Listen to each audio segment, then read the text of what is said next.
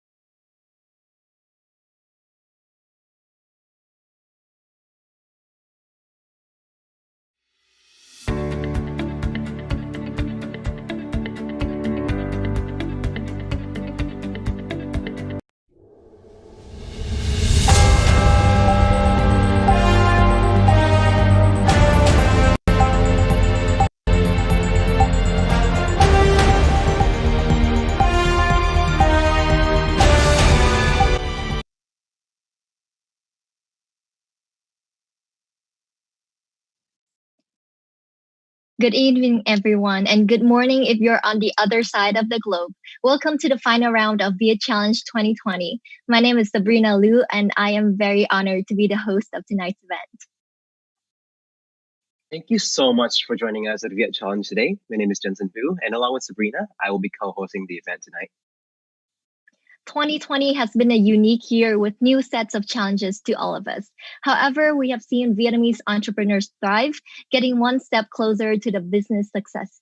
Today, we want to introduce to you our top 6 finalists of VietChallenge 2020 who have brilliant business ideas and great dedication to make an impact with their businesses. We at VietChallenge understand what an unpredictable and difficult year 2020 has been, and therefore we celebrate the teams that have navigated through these hardships to present their ideas today.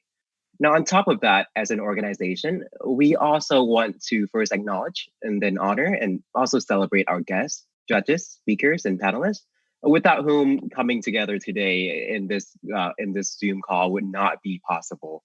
Thank you so much for being with us throughout the competition and for taking the time to join us tonight. Your presence and continued support mean a lot to us at VietChallenge.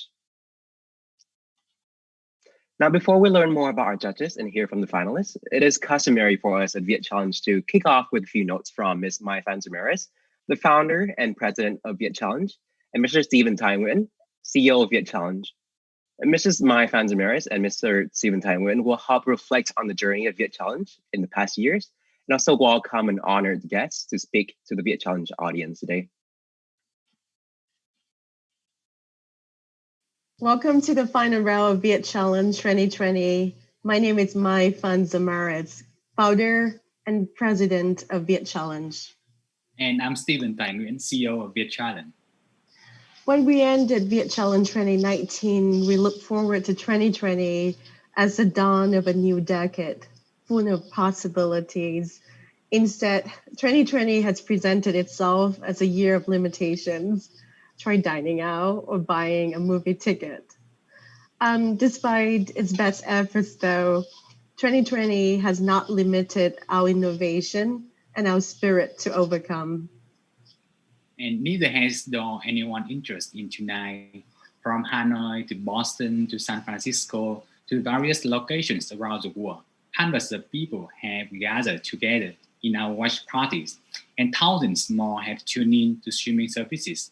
And although our contestants and our judges are not in the same location, the spirit that combines us together is universal. 2020 also marks the 5th year anniversary of VietChallenge. A year ago, we had planned something totally different, but tonight, something grand. Unfortunately, the universe threw us a curveball, but not an unsurmountable obstacle, a competition rooted in ever-changing needs of the world will always find a way to respond. And tonight is too important to just give in. Over the past 5 years, VietChallenge have launched more than 800 startups, and we have raised more than $8 million from investors. We ourselves have given away $150,000 in cash, no strings attached. Not that our contestants have come here just for the cash prizes. They come here to present their ideas to an international audience of investors. They come for the mentorship. The mentors we recruited have locked in more than 250,000 hours of quality time that none of these teams could have afforded on their own. And while it's easy to look at all that we lost in 2020, we prefer to focus on areas that we have been benefited. We have discovered a growing need for virtual events where startups can pitch ideas to global investors. And we also realize that equity crowdfunding in the US is becoming more accessible to international startups, especially Vietnamese startups. And with that in mind, we have established the VietChallenge Venture Network of more than 65 VC firms and angel investors. We also signed a partnership agreement with Republic, the leading equity crowdfunding and blockchain platform in the US. And after tonight's final round, we and Republic will inaugurate VietLaunch, a platform promoting Vietnamese startups to American investors. None of this could have been possible without our sponsors, judges, mentors, and our volunteers and staff members operating on 2 continents. I need to single out a few names who have been with us throughout the journey, mentoring us and refueling our confidence when we need it the most. Our judge is Mike Edenhart, Vivek Soni, and his wife, Amita Soni, who is also a judge and a mentor of VietChallenge, anh Thuyền Đô, Danny Cower, anh Bình Trần, Andrain, Ewan Vrelly, Professor Andy Wu, Edmund Kara, and especially our partner in Big Brother in Business, Kendrick Nguyen.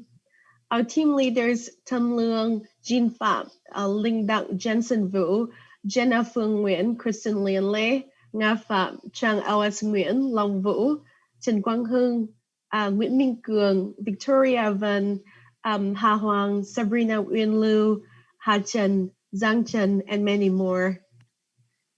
We also need to give a shout out to our sponsors at SSI Securities Corporation, Google, Facebook, BDA Partners, Vina Capital, along with so many more. We also want to thank our friends and sponsors at the National Innovation Center and Project 844.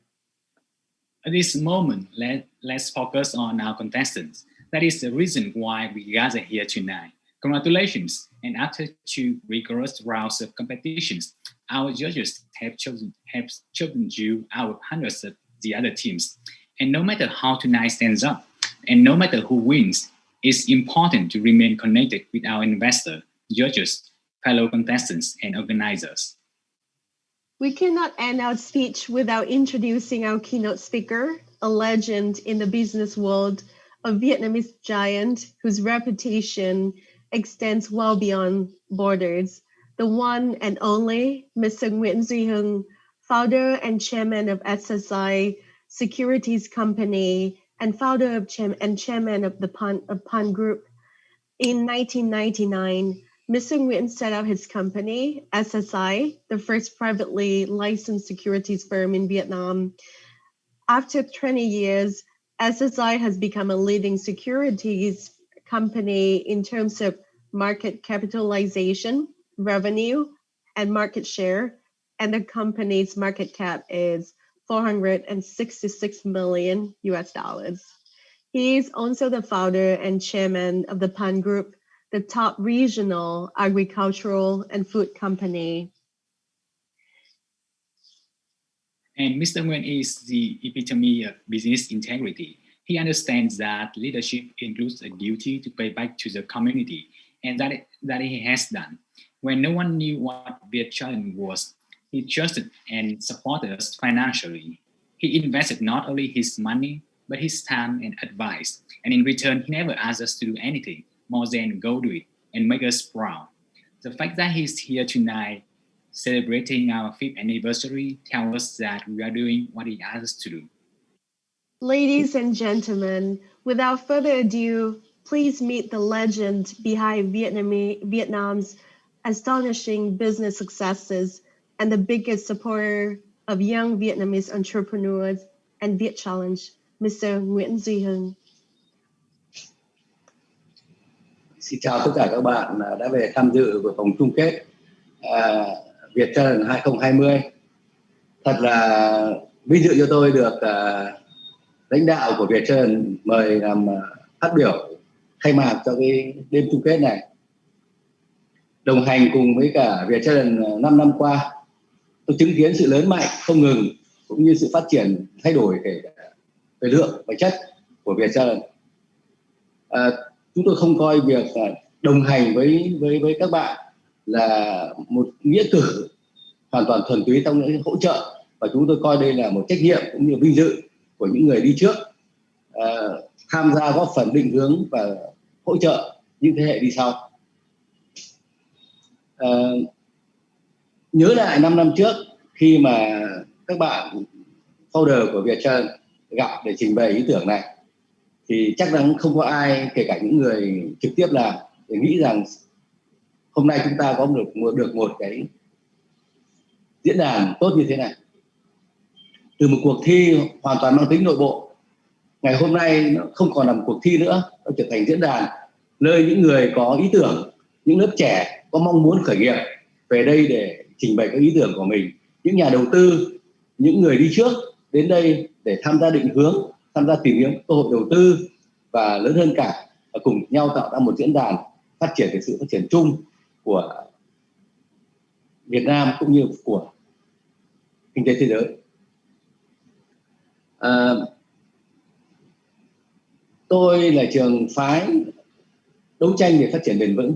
Đối với tôi, phát triển kinh tế, giữ gìn môi trường và đảm bảo những công bằng xã hội là điều luôn luôn tôi tâm niệm phát triển trong nhiều năm qua.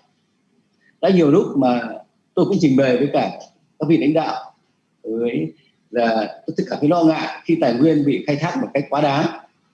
Tôi cũng cảm thấy lo ngại khi có những cái bất bình đẳng trong các cái sự phân biệt trong những giàu nghèo, trong thu nhập của các tầng lớp nó bắt đầu trở nên lan rộng.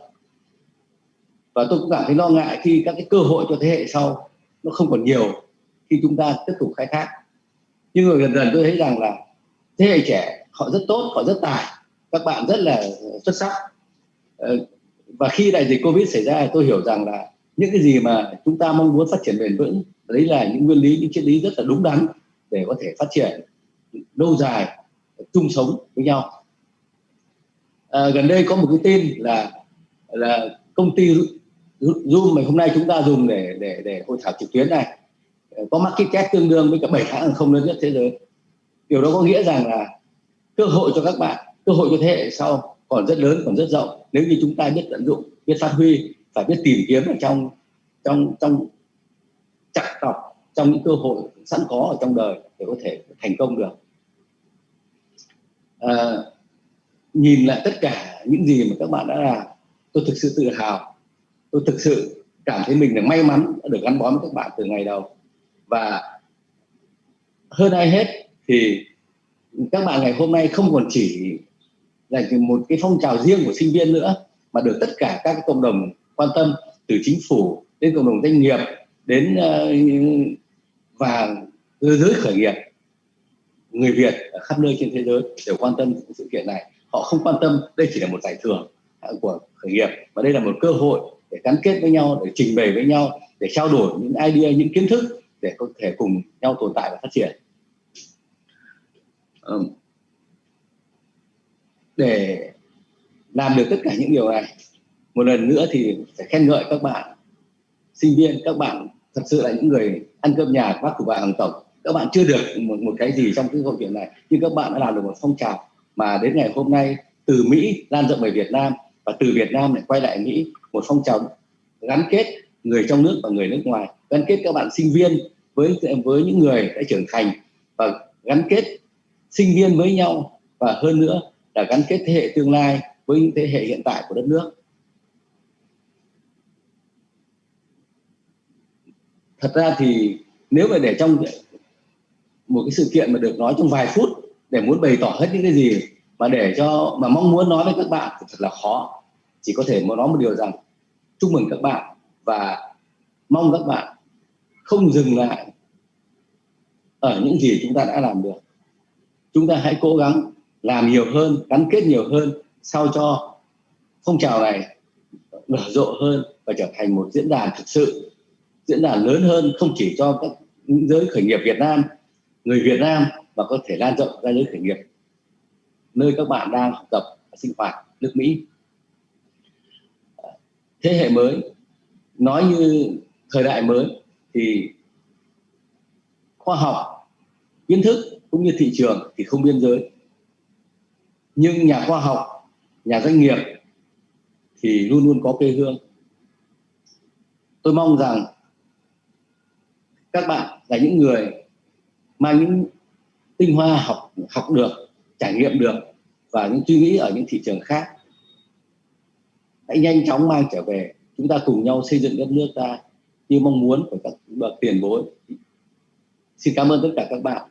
Mong VietChallenge 2021 chúng ta sẽ được gặp nhau một cách trực tiếp ở Boston, chứ không phải làm cùng nhau trao đổi qua video như thế này nữa.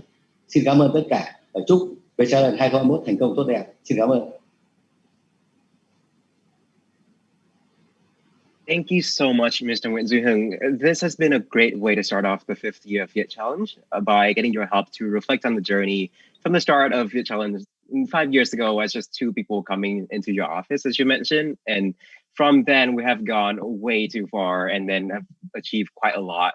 So I really appreciate you for helping us to reflect on that. Indeed, as you mentioned, VietChallenge has grown outside of a competition, but to become a forum for Vietnamese youth and economic growth in Vietnam and in the world. It has been a privilege to listen to your insights on how sustainable economic growth and income gap are some of your concerns facing Vietnamese businesses nowadays. But with that, Vietnamese youth, in your impression, have really stepped up to the challenge and really tried our best to contribute to the community and to our economic growth from then, so that we can face the world and also face the COVID pandemic that we face nowadays. We are inspired by your speech, and we believe that your words today will be such a valuable lesson for our finalists, as well as to our audiences who are interested in businesses and investment, and also interested in just giving back to the Vietnamese community as well. So with that, we will take your advice to heart. We will not be complacent with where we are now, what we have accomplished, but we'll always try to reach further and achieve more and more so that we can come back and give back to the Vietnamese community.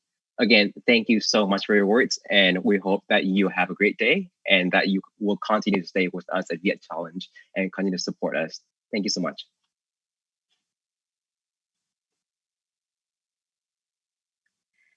Thank you. And now we would like to introduce our board of judges.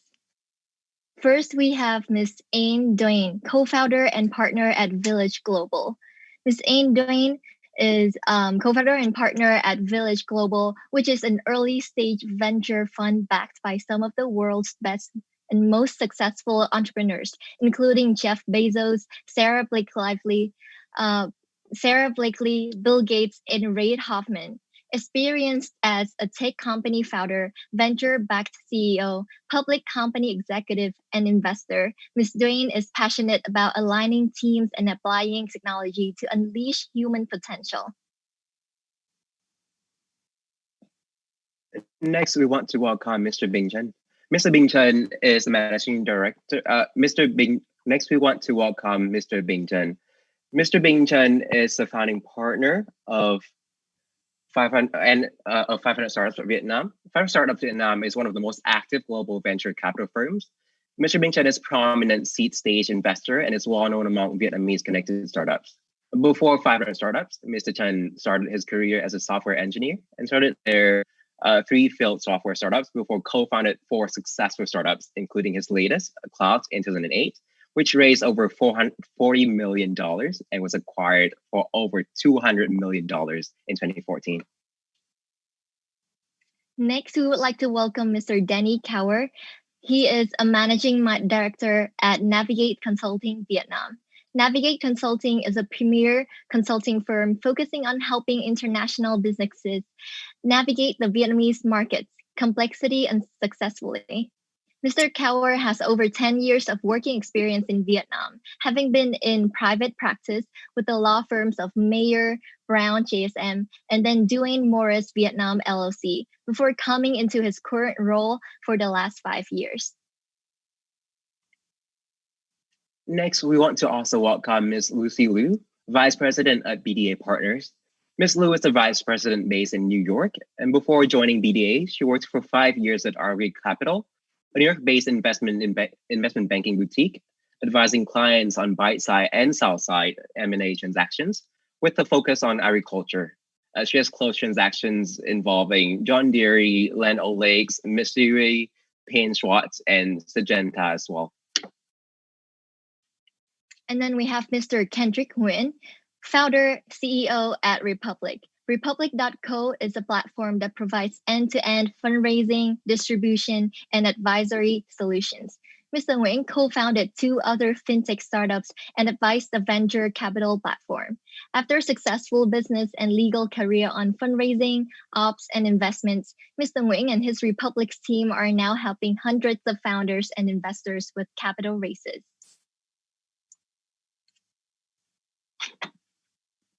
Next, we want to also extend a warm welcome to Mr. Mike Edelhart. Mr. Mike Edelhart is the managing partner of Social Starts and Joanne's partners. Social Starts is a venture capital partnership with a unique data-driven approach to investing in moments of inception and serious financing rounds. Moreover, Mr. Edelhart is also a managing partner at Joanne's Partners, an early-stage venture capital partnership.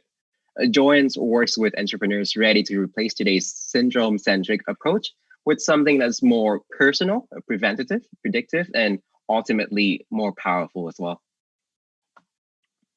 We have Mr. Twin Do, Senior Managing Director at Teneo Capital. Mr. Do has more than 20 years of experience providing advice on strategic transactions to management teams, boards of directors, and companies' principal owners. He has worked as an advisor to clients throughout his career, including Berkshire Hathaway, United Rentals, H&E Equipment Services, and many others, helping with acquisitions, divestitures, and debt and equity raise. Next, we also have Mr. Vivek Soni, Managing Director of TIE Boston Angels. As managing director, Mr. Soni oversees the operations of the firm's activities and partnerships. Mr. Soni is also managing partner of Boston Clean Tech, which advises clean tech companies. He has held technology roles at Polaroid Corporation and Shell USA. He has a PhD in polymer science from the University of Massachusetts Amherst, and business tech and BTech from Indian Institute of Technology, New Delhi. He is an active charter member and past board member of TIE Boston. And last but not least, we would like to introduce Professor Andy Wu. Professor Andy Wu is an assistant professor of business administration in the strategy unit of Harvard Business School. Professor Wu is passionate about linking theory with the practice of technology commercialization entrepreneurship. Professor Wu is currently the founder and investor of Identify Technologies. Thank you again for your participation today, our Board of Judges.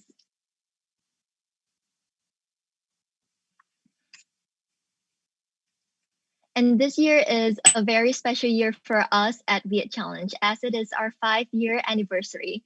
To look back at our 5-year journey, we would like to invite you to follow along the upcoming video.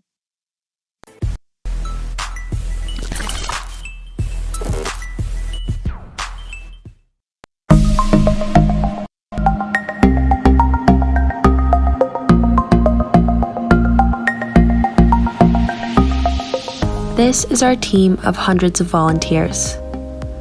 This is our team of dedicated mentors. This is our network of hundreds of sponsors, investors, and partners. This is our team of startup contestants.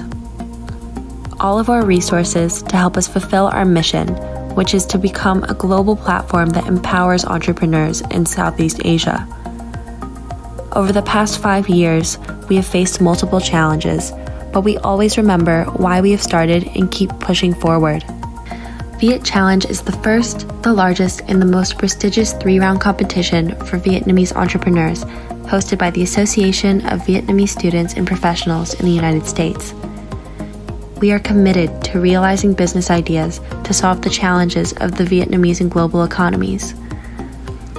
Our goal is to help create startups with the ability to break through and compete in the international arena and play a pioneering role in the development of Vietnam's economy. For the past 5 years, VietChallenge has helped to elevate over 800 startups. Our startups have secured over $8 million of investment. During the last 4 seasons, VietChallenge has awarded approximately $200,000 in cash with no strings attached to its contestants and helped to create over 10,000 jobs all over the world.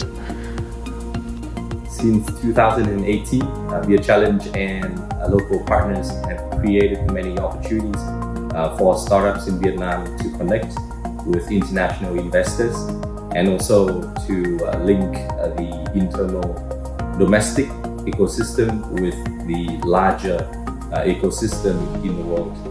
In this 2020 season, VietChallenge received over 150 applications from startups in different fields, industries from more than 20 countries. Amongst which 38% are from Hanoi, 40% are from Ho Chi Minh City, and 22% from international communities.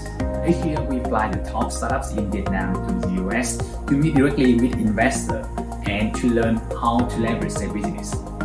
What makes our team members come back and work harder is knowing that we make a difference. We value taking risks, pushing the boundaries, embracing new ideas, and getting out of the comfort zone to achieve something remarkable today, tomorrow, and beyond. At VietChallenge, we observe, we listen, and we take actions to address the challenges faced by the startup community. Currently, we offer an intensive one-to-one mentorship program up to 4 months, where startup teams are coached by our talented team of mentors who are investors and business owners with years of expertise. Startup teams learn how to connect with investors, how to effectively present their business ideas, how to expand the market exponentially, and how to manage business strategies. Looking forward, we will stay focused on building a complete startup ecosystem. We are seeking to help more startups leverage their businesses by connecting Vietnamese startups with American investors. We now have our own VietChallenge Venture Network, which was recently launched during the Investor Day on October 4th, 2020. More than 50 investors, venture capitalists interacted directly with the top 6 startups of VietChallenge 2020. We are also planning to partner with VietChallenge to open an accelerator to help startups move beyond the earliest stages of development and expand the network of mentors and investors of VietChallenge. Startups joining VietChallenge next year may have the chance to participate in the VietChallenge signature programs.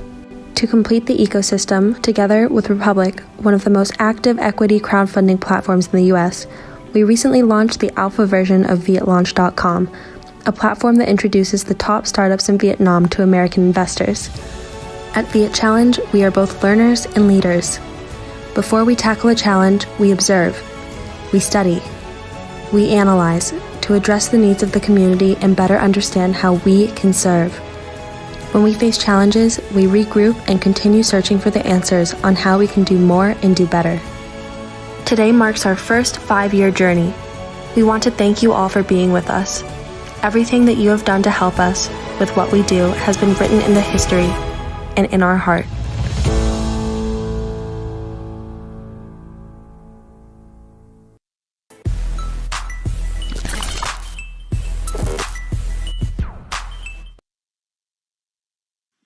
Now it is time for us to introduce our top 6 finalists of VietChallenge 2020. As a reminder, each team will have 5 minutes to present, followed by 10 minutes of Q&A by the judges. Teams will be assessed based on their performance during the presentation and the Q&A. With that, let's jump right in and take a look at the 6 finalists of VietChallenge.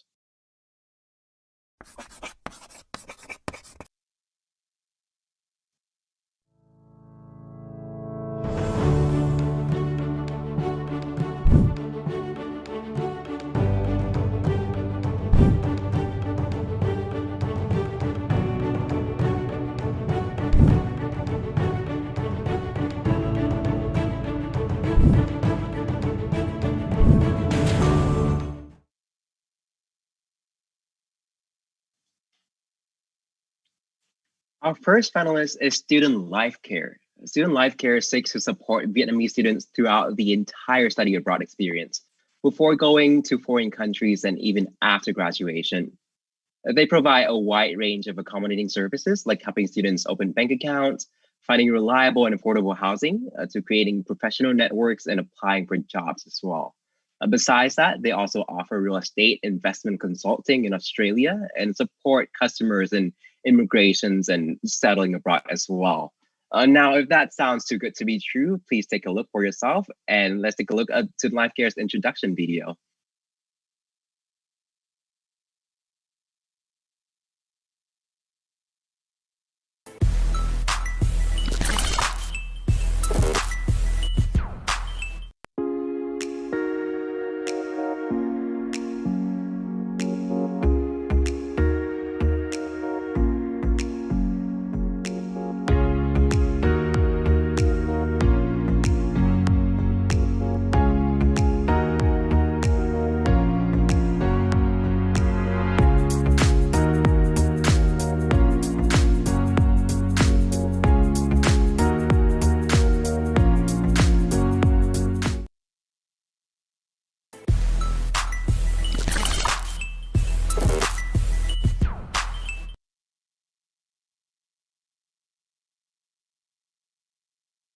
All right, Student Life Care, you will have 5 minutes to pitch.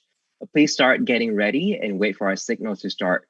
Go Studio, please be ready to go next.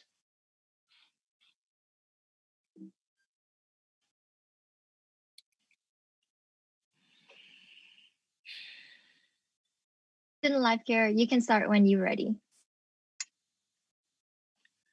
Hello, everyone. Hello, judges. My name is Eric Ha, founder of Student Life Care.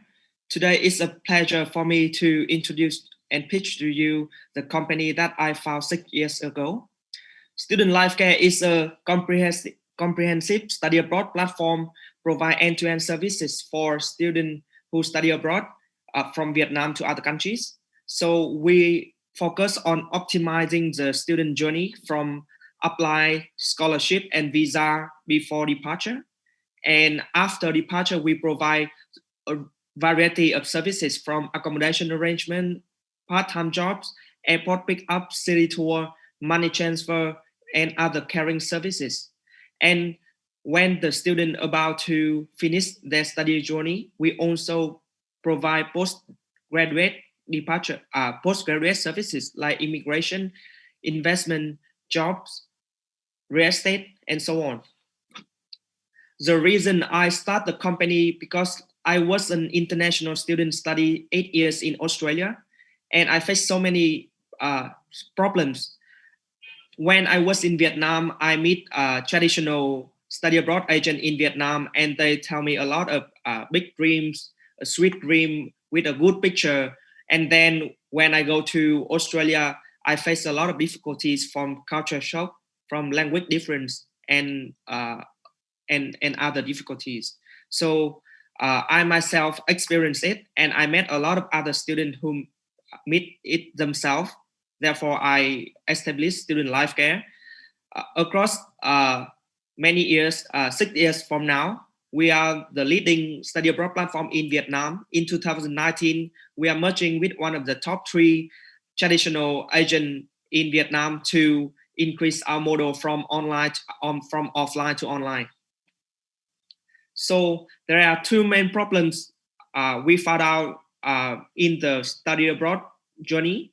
First is student parents, they have a lot of difficulties and struggle when they find information where to study, when to study, and how much for the cost, and so on. So there are a lot of information in the internet, and then in Vietnam there are 2,000 traditional agents who provide different information that confuse them. And the second one is when they go overseas, there's no support for them at all. And normally the traditional agent in Vietnam, they don't have the resources to provide and have the representative office in the country to support for them. So our solution is we create a platform first for searching the school and the courses for the students. So our platform now is connect with 1,700 university partners over the world. And we have more than 2,000 articles and review made by study abroad alumni, and it's updated daily. And if the students still find it hard to find the information online, they can order more than 10 years experienced counselor to help them to find the right courses and the right school. Secondly, when they find the school and the courses, they can have 2 options. First, they can do all the self-service enroll online, so they can apply for the scholarship, apply for the visa online. So we have all the information online to help them to do so. And if they want a premium services, apply one-on-one with our experts, they just pay an extra fee and someone will help them along the way. So this is evolutionary in the market, because like all the traditional agents, they have to count on the human resources to consult for the student one-on-one. So it's the main limitation to limit their growth. So the more students come, they don't have enough human resources to serve them all. And when one consultant have to serve so many students, the quality is going down because they cannot remember all the application of all the students. So now we provide two options for the students that they can apply online or offline.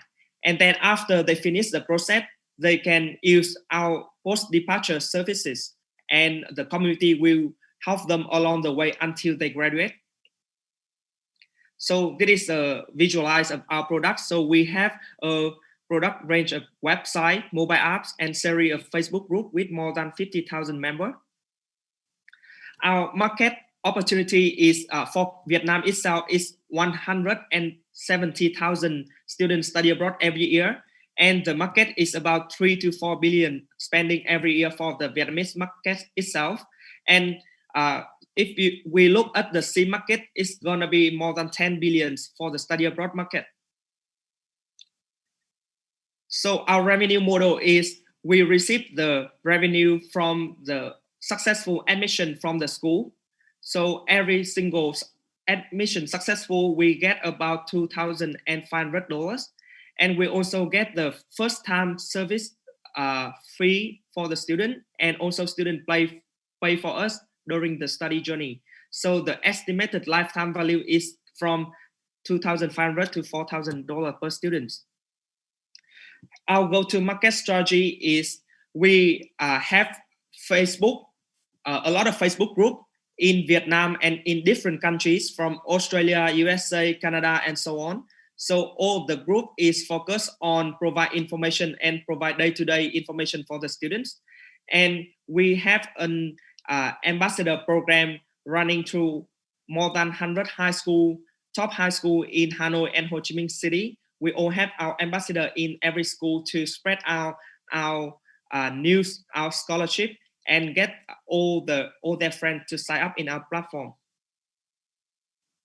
Our competitors in Vietnam is mainly IDP and hot courses.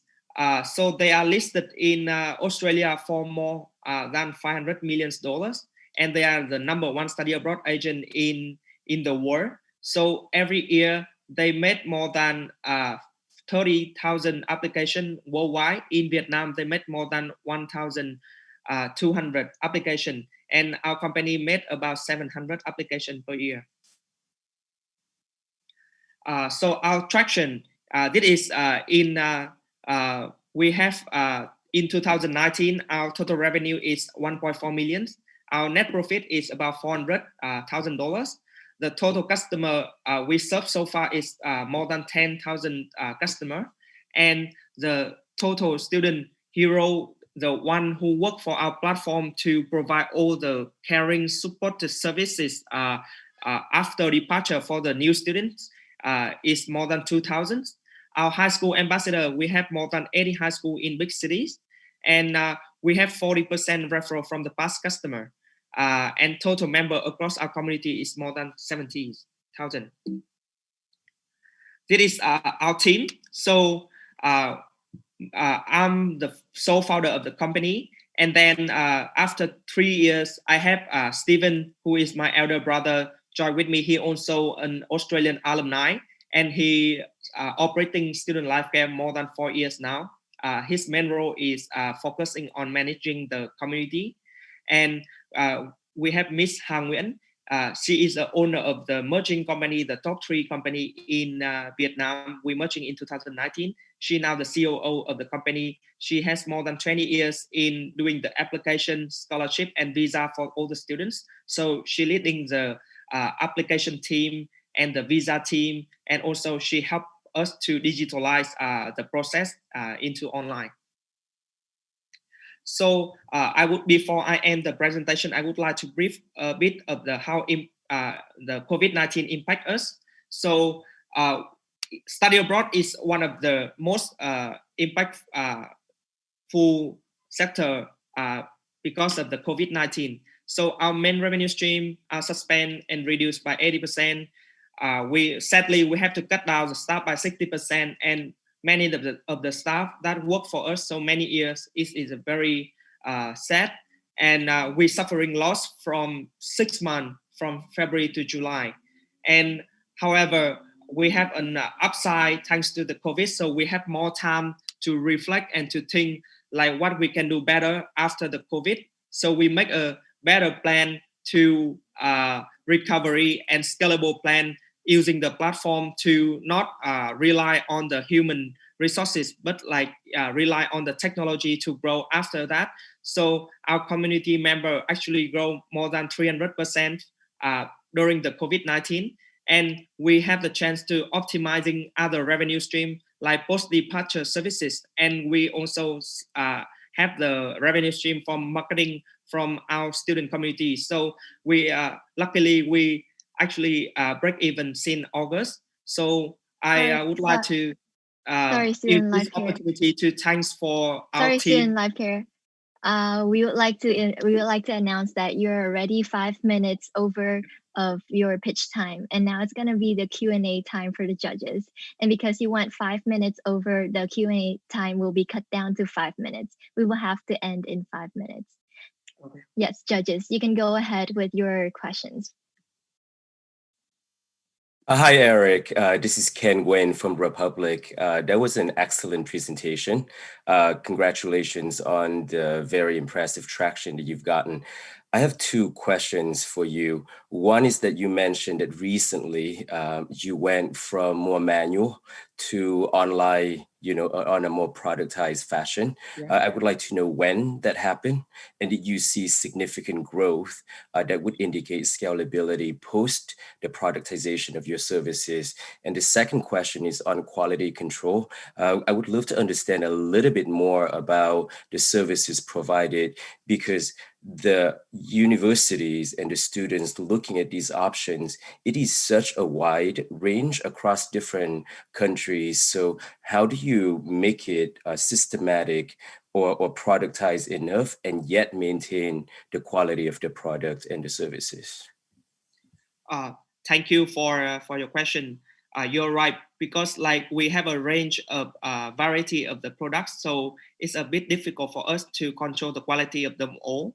That's why the reason why we decide to grow slowly. We not like try to aggressively grow. So across like for the first 5 years, we just focusing on improving the services from overseas. So we have more than 2,000 student heroes working for us for the platform to provide the services for the new student. So we try to recruit the right one. And then we have the process to manage them and manage the quality. So luckily, we always receive the average of 4.7 per out of 5 star from the new students. And when we start jumping to the application process, we digitalize them. We're not trying to do it by themselves. We're merging with one of the top 3. They have 20 years in the market to do the application.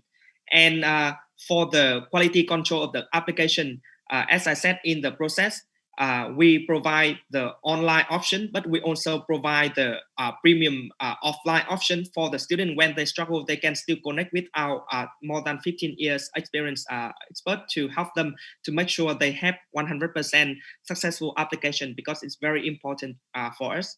And when we start digitalizing the platform, we find out we cut about 30% of the cost, because like normally we have to pay for the office, very expensive for the student and parents to visit us.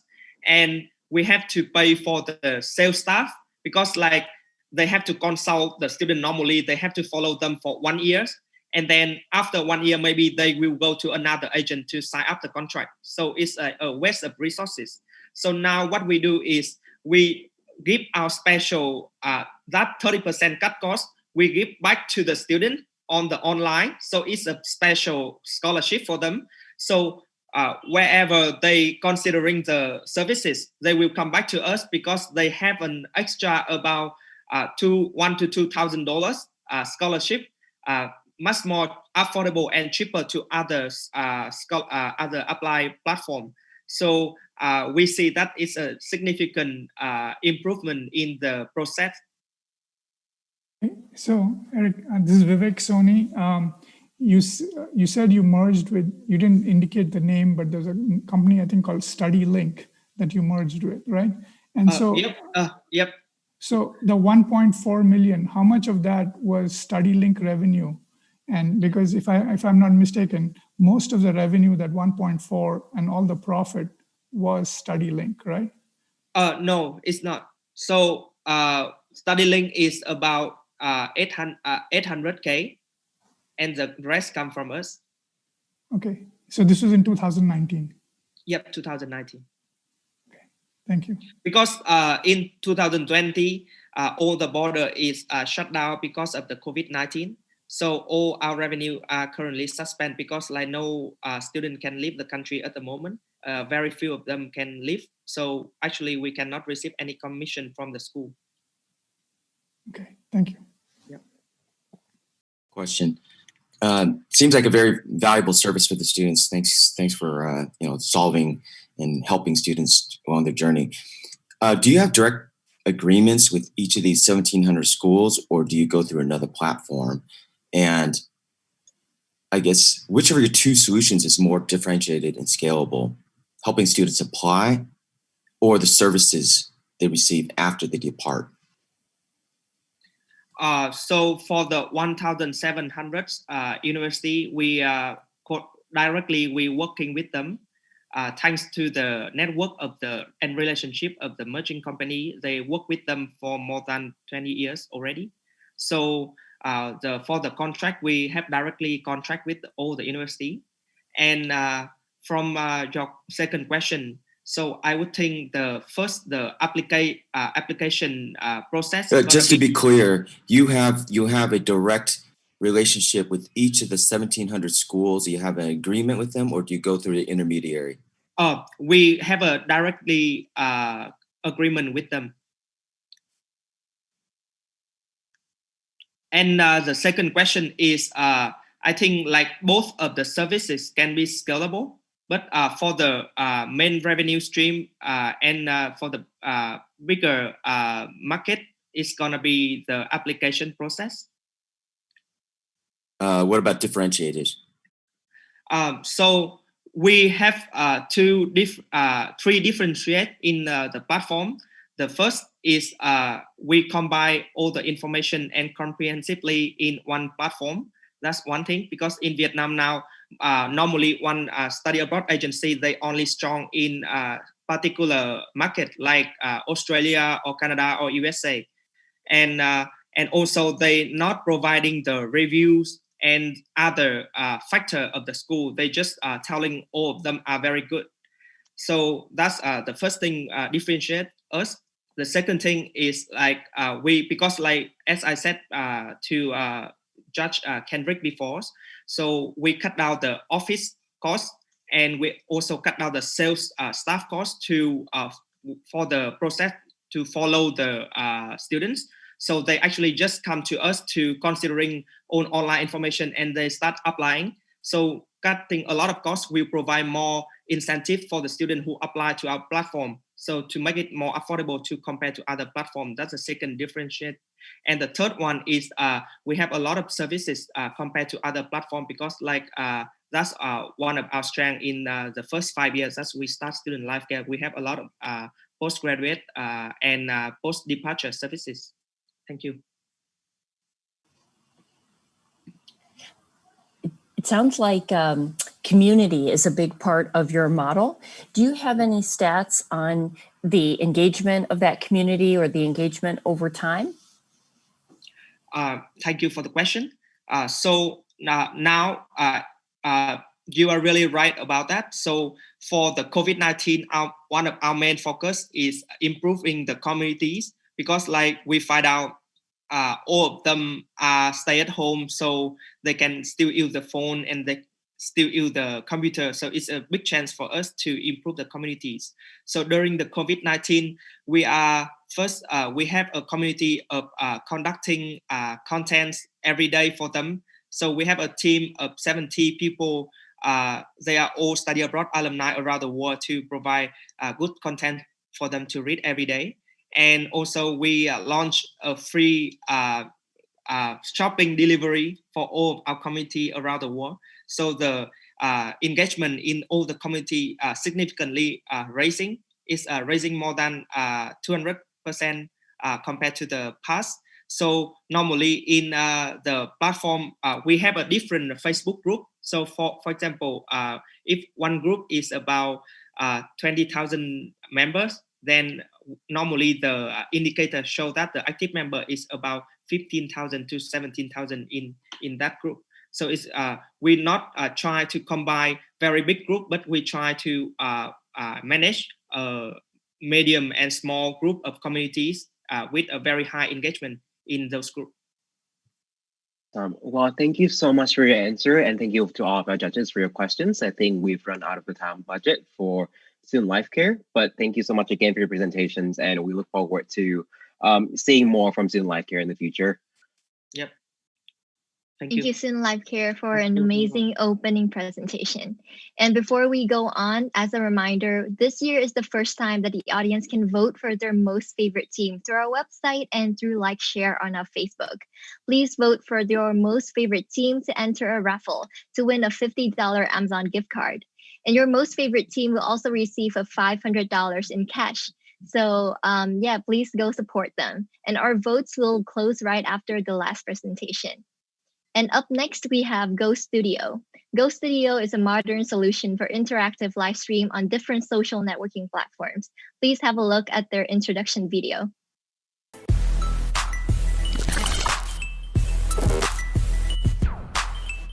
GoStream Technology Joint Stock Company was established in October 2017. Our main goal is to create solutions, products and services that bring the most useful and practical value to customers and partners.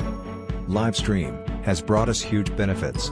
The essence of the livestream is not only for selling immediately, but also for advertising, branding. Understanding that, GoStream has released many technology products to support streamers save time and money with outstanding features that never before have had any tools. Yes, Go Studio has an extremely user-friendly interface, and they help businesses and streamers increase audience engagement by offering many support features like organizing mini games, creating an interview or a poll, live streaming from multiple sources, and adding appealing visual effects. So now, Go Studio, please start sharing your screen. And Travel is going to be the next team to present. Please get ready.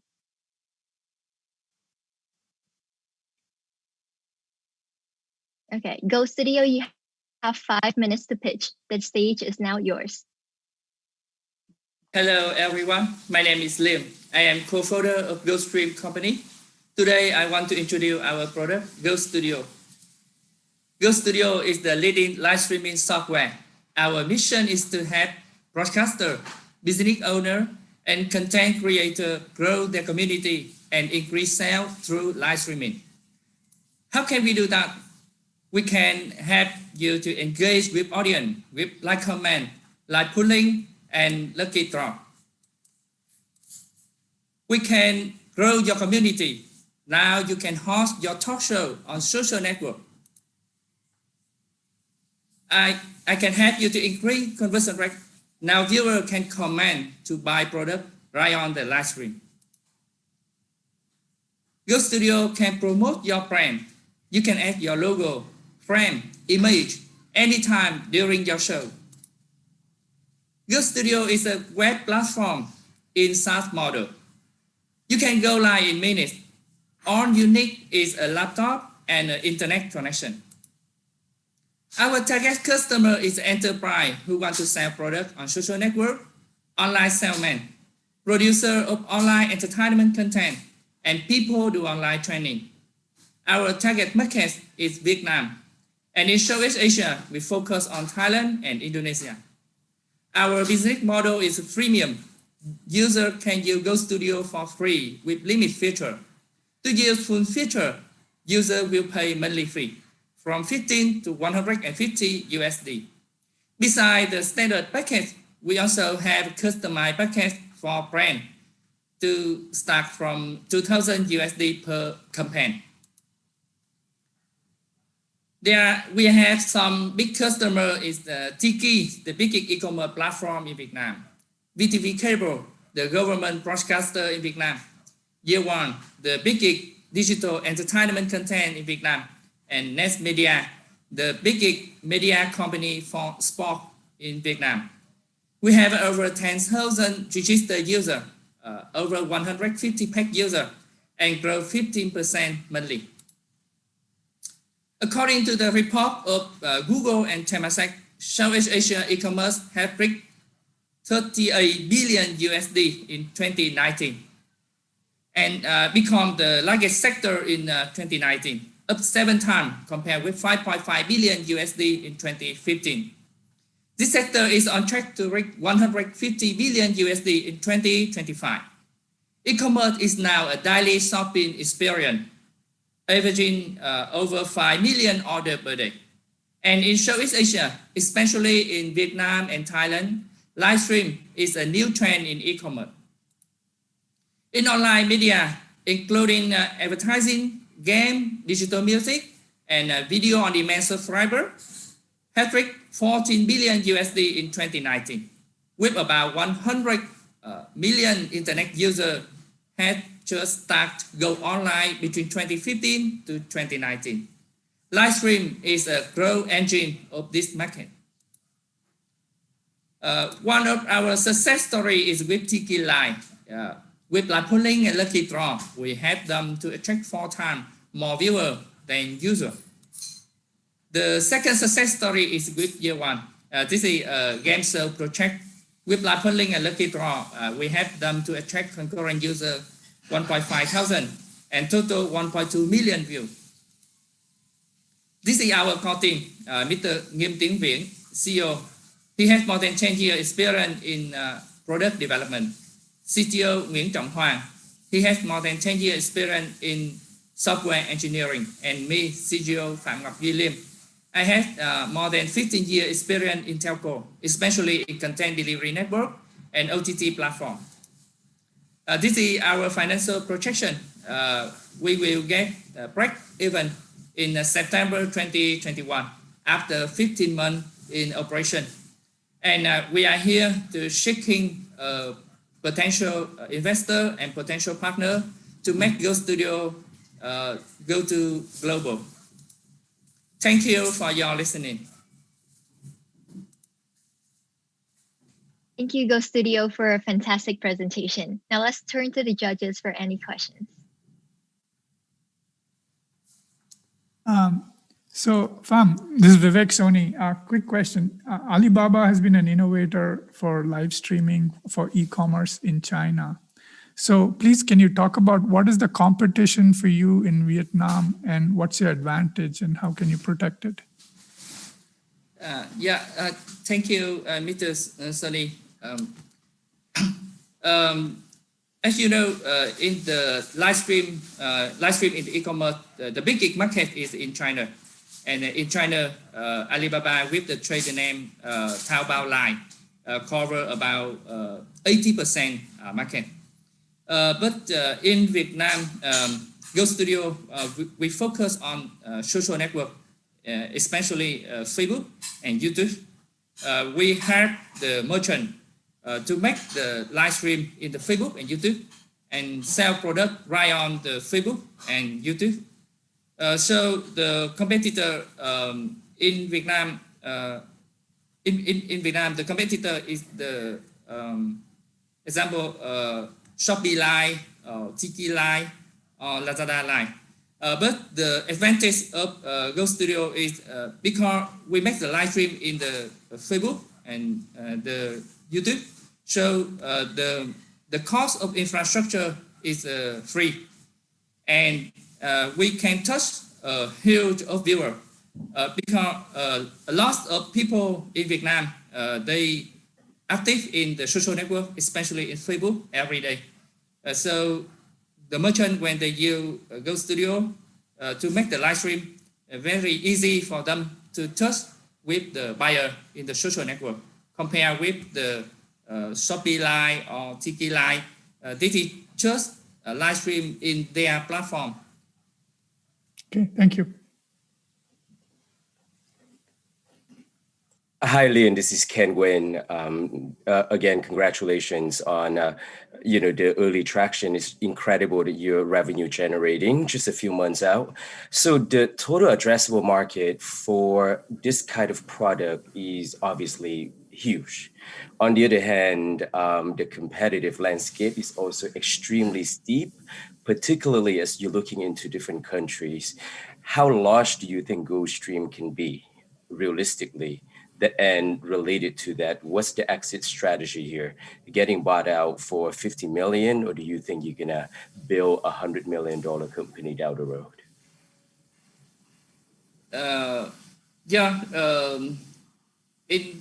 In Go Studio, we know that a lot of company now they go to the live streaming sector, and we have a lot of competitor in the world. Example, in the US, the biggest competitor is StreamYard, and as you can see, StreamYard have grown very fast, just about 9 months, from 200,000 to 5 to 8 million visitors per month. And come back to Go Studio, we think that our advantage, our most advantage is the first advantage is we focus on the SaaS model, web-based. So the customer no need to install anything. They can use our website to make the live stream. And the second advantage is we focus on gamification. Because we think that when the streamer they make the live stream, the most difficult is how to attract the viewer. And to attract the viewer, the streamer must have a good content.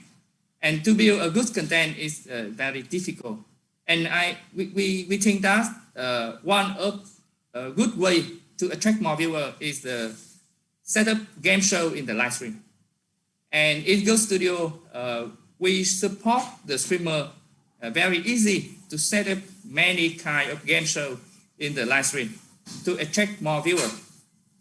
And we think that this is the main weapon of Go Studio to compete with other competitors.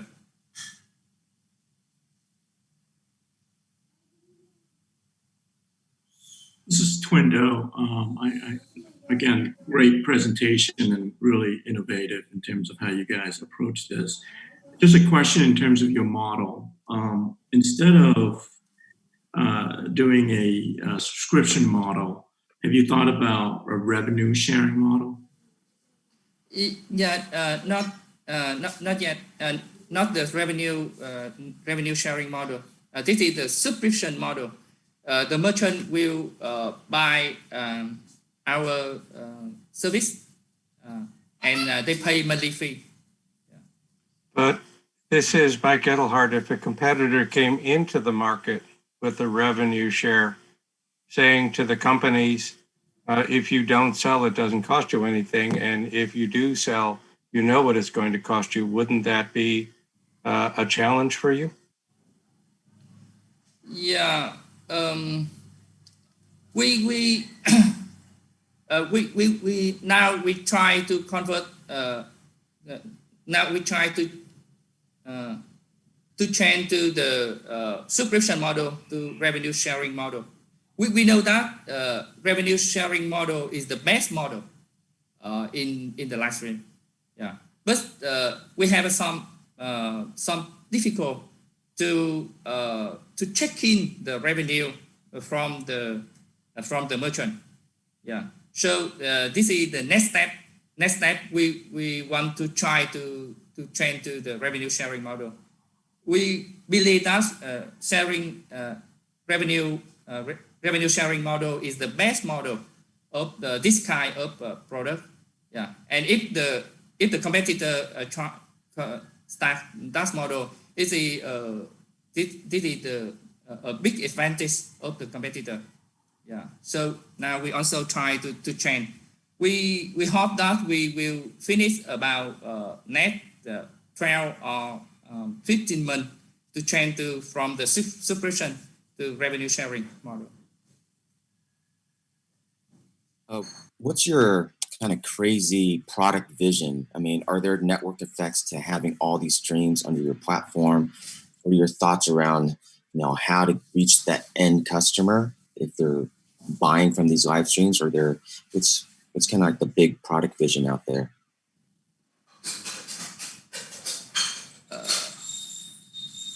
Yeah. Could you say? I can try to rephrase it. I mean, right now you're basically selling services to help people create these live streams, engage with their audience, and so on and so forth. With enough of these customers online buying and selling and understanding how people are engaging with these streams, is there a future business model that can unlock more revenue? Is there something that has network effects where if you're more streamers are on the platform or you're able to go and create a relationship with the customer, is there a even bigger business model that you have envisioned? Yeah, sure. We have when this is just the phase one, the first time we just a tool to help the streamer to make the live stream. Yeah, but our vision is we not only a simple tool to make the live stream. We want to try more about the business activity, the business activity of the merchant. Next time when we have more merchant, when we have more streamer, we can set up a market, wholesale market for merchant to sell product and to buy product and sell right on the live stream. And in Go Studio, we also have a feature to set up webinar into the social network. So when we have a lot of streamers to set up webinar in the Go Studio, we can cooperate with them to take the content of the webinar and broadcast in all the channels to buy advertising. Yeah. As example, this example, VietChallenge final round here. Yeah. This kind of content, many people want to see this kind of content. Yeah. If this kind of content will host by Go Studio, after this content is finished, we can collect it as a video on demand, and we rebroadcast it in all the channel to get the viewer, and we can buy advertising based on that kind of content. Yeah.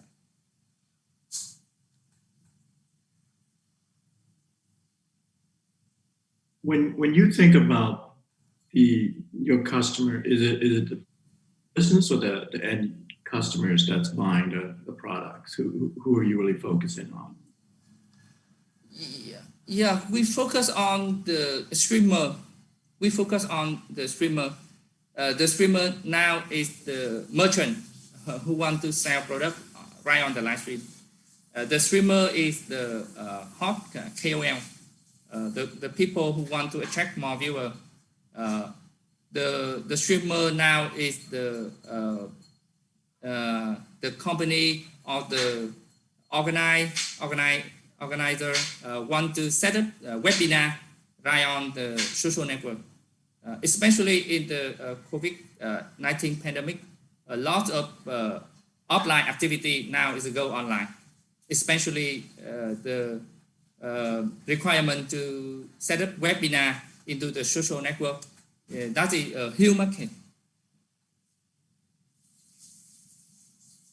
Yeah, but what else are you doing to? I mean, they're presenting and trying to sell that stuff, but you know what they're hoping you're going to do is make sure that there are customers on the other end to buy it. So what are you doing to attract that side? Because I would envision that they're both sort of your customers, right? Yeah. You mentioned how to attract the viewer into the live stream. Is that right? Yes, exactly. Or buyers, right? Ultimately. Yeah. Until now, in the phase one, Go Studio just have the merchant to make the live stream is more exciting. We can have many tools to help them to insert many graphic design, logo, frame, etc. to make the image of the live stream is more attractive. And the second, we have many tools to help them to set up many mini games into the live stream. Example, you can show the question and the viewer can answer, comment to answer that question. and we can collect all the answer and show the results right on the live stream to make the live stream is more exciting. Until now, it just focus on the tool to have the live stream is more attractive. And in the future, we will pay attention more about the viewer to collect more viewer for a streamer. It's not yet now. At this point, I think we've run out of the clock, but this has been a lively discussion and Q&A. So thank you so much for your questions from the judges and also for your presentation as well, Go Studio. And thank you so much. Yeah, thank you very much. All right, so at this point, I want to remind everyone that our event tonight is live streaming on our official website, VietChallenge.org, Facebook, and YouTube. Currently, there are a large community of people watching our live streams, and for those tuning in, I want to say thank you again for being a part of the VietChallenge community. Yes, thank you very much. And before we hear from the rest of the teams, let's take a break and hear from another of our distinguished guests. Had it not been for the great support from the Vietnam Embassy, VietChallenge would have not been successful in our 5-year journey. Thanks to all of the Vietnam Embassy support for VietChallenge. And today, it's our great honor to have the ambassador of the Socialist Republic of Vietnam to the United States of America to join the final round of VietChallenge 2020. Please welcome our Vietnamese ambassador to the U.S., Mr. Ha Kim Ngọc.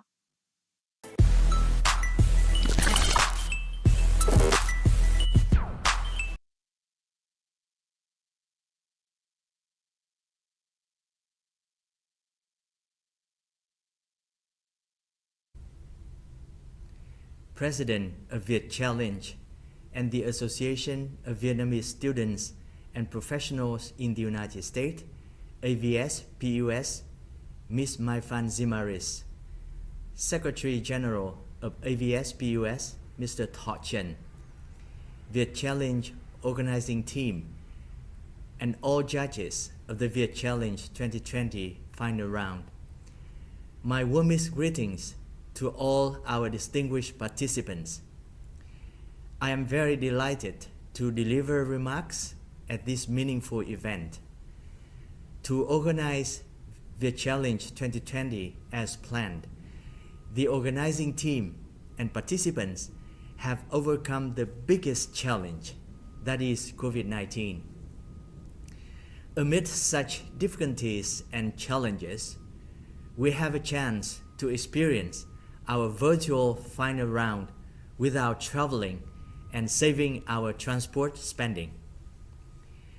I would like to congratulate the best 6 startup finalists entering the final round tonight with unique ideas and products.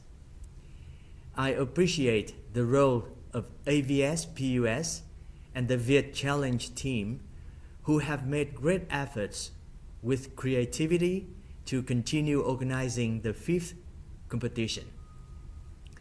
This year, VietChallenge has attracted the largest participants so far, with more than 100 technology companies from 20 countries. VietChallenge 2020 would not have taken place without kind support of such generous sponsors as Saigon Security Corporation, NDH Invest, BDA Partners, Republic Company, 500 Startups Vietnam, Google, Amazon, etc. I would like to thank Mr. Nguyễn Duy Hưng, Chairman of Saigon Securities Corporation, who has accompanied VietChallenge since its early days. Distinguished participants, the VietChallenge final round took place right at the 25th anniversary of the establishment of Vietnam-US diplomatic relations. With a comprehensive partnership formed in 2013, the bilateral relationship is entering a new stage of development with great opportunities for extensive cooperation in all sectors, particularly technology, innovation, and creativity. In the framework of Vietnam-US and ASEAN-US cooperation, the leaders of both sides have put priority to development of technology, infrastructure, digital economy, entrepreneurship, as well as the role of small and medium businesses and women entrepreneurs. A number of projects and funds have been established to support these goals. In a broader context, with fast growth of technology, digital trade, and in face of challenges posed by COVID-19, worldwide countries are increasingly investing in high technology, particularly AI and digital technologies. In Vietnam, the government and businesses are strongly committed to making full use of potential and opportunities in technology and digital economy. In the resolution to implement this year's socio-economic development task, Prime Minister Nguyen Xuan Phuc identified the promotion of startups and innovation as one of key drivers to foster growth, model based on modern technologies, high labor productivity, efficient use of resources, and strengthened national economic autonomy. The Ministry of Finance is developing a project to establish a capital exchange center for innovative startups. Many measures are taken to create a favorable legal corridor for technological firms and to increase connectivity among businesses, researchers, and startups, as well as to promote entrepreneurship among students. According to the Ministry of Information and Communication, revenue of the software industry in Vietnam amounted up to $5 billion in 2019, while telecommunication industry grew up by nearly 19%. ICT sector around 10% annually. Vietnam's big corporations such as Viettel, Vingroup, SSI are putting great investment in development and application of high technologies. Up to now, a number of startups in Vietnam are developing potential projects in AI and machine learning. With 50,000 employees trained to work for IT industry each year, Vietnam will be an ideal destination for top leading technology companies worldwide. That is not to mention thousands of Vietnamese students studying abroad, including in the United States, are pursuing their dreams in science and technology. In that context, VietChallenge is working as one of the important links between our young people, domestic and foreign enterprises in technology development and application. This is a good platform for incubating and developing startup ideas in technology, as well as a place for networking and exchanging opportunities for cooperation, fostering entrepreneurship among young Vietnamese, thereby connecting Vietnamese people around the world, including those who are studying and working in the United States. I am very impressed that the VietChallenge 2020 gathers strong startups from more than 20 countries. I also highlight the VietChallenge organizing team's efforts to connect all startups to well-known investors in the United States, such as Thai Boston Angel, Social Starts, Village Global, Republic Company, Tinoa Capital, as well as experts from Harvard Business School, Techstars, 500 Startups, and VietChallenge. The competition will help promote cooperation between Vietnamese and US technological enterprises, thereby strengthening bilateral trade and technological cooperation. In the future orientation, I would suggest that the organizing team continue expanding the scale, format, and themes of the competition to attract more participants, especially from developed countries leading in advanced technologies. Based on that, the competition will create a reliable network which connects Vietnamese people around the world to share their passion and devotion to technology development. On this occasion, I hope that young people, especially those who have ideas and projects in technology development, continue putting more efforts in nurturing and realizing your dreams. I expect that all the finalists tonight will find more funding from investors in order to develop your projects and bring those applications to life. The organizing team needs to come up with a plan to support outstanding teams in the process of building, developing projects, as well as enhancing skills in fundraising, cooperation, and association. Furthermore, I wish that domestic and foreign businesses, especially leading companies in technology, continue sponsoring VietChallenge. For our part, the embassy will keep on accompanying and supporting VietChallenge in the following rounds.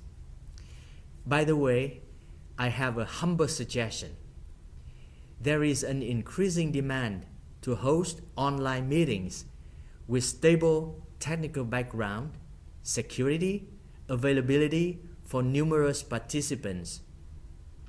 If any team is capable of developing such platforms, particularly those customized for Vietnamese, our embassy will probably be your first client.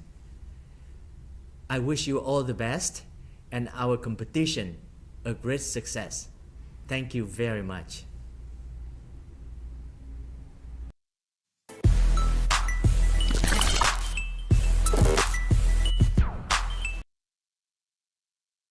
Thank you so much, Mr. Hacking Up. If you have been following VietChallenge's journey in the past 5 years, this surely would not be your first time hearing from Mac Hacking Up. On and off the stage, he has been an incredible source of support and guidance for VietChallenge, and also for Vietnamese startups looking to expand into the US as well.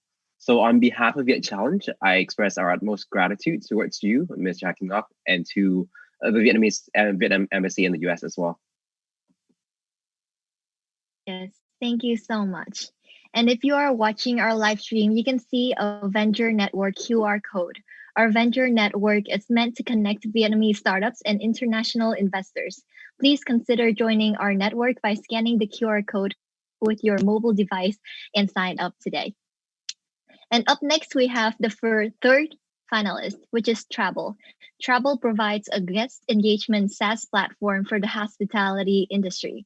They act as personalized chat-based service to travelers, answering their questions in real time, offering travel services and recommendations. Please take a look at Travel's introduction video.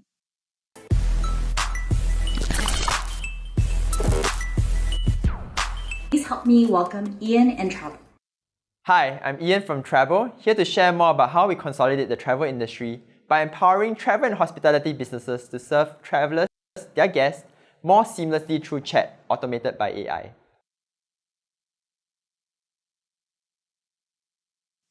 Travel, please start sharing your screen.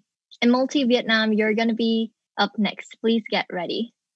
Okay, Travel, I can see that you are ready. You will have 5 minutes to pitch and your time will start right now. Thank you. Hi, I'm Ian again. I'm here to share more about our business. And I think most of you are travelers yourself, so you know the problems that you face as a traveler. For the travel industry, we are actually faced with similar issues that the hotels want to serve their guests like yourself. They come in through multiple channels on Facebook, on their websites, on their emails, and you can ask questions to the hotels on their inquiries, reservations, either to make it or to inquire about your reservation and edit it, but also to check in and also to get to your concierge needs. This is actually a very, very common repetitive questions that come in through multiple channels from yourself, from your friends, family, and other travelers likewise.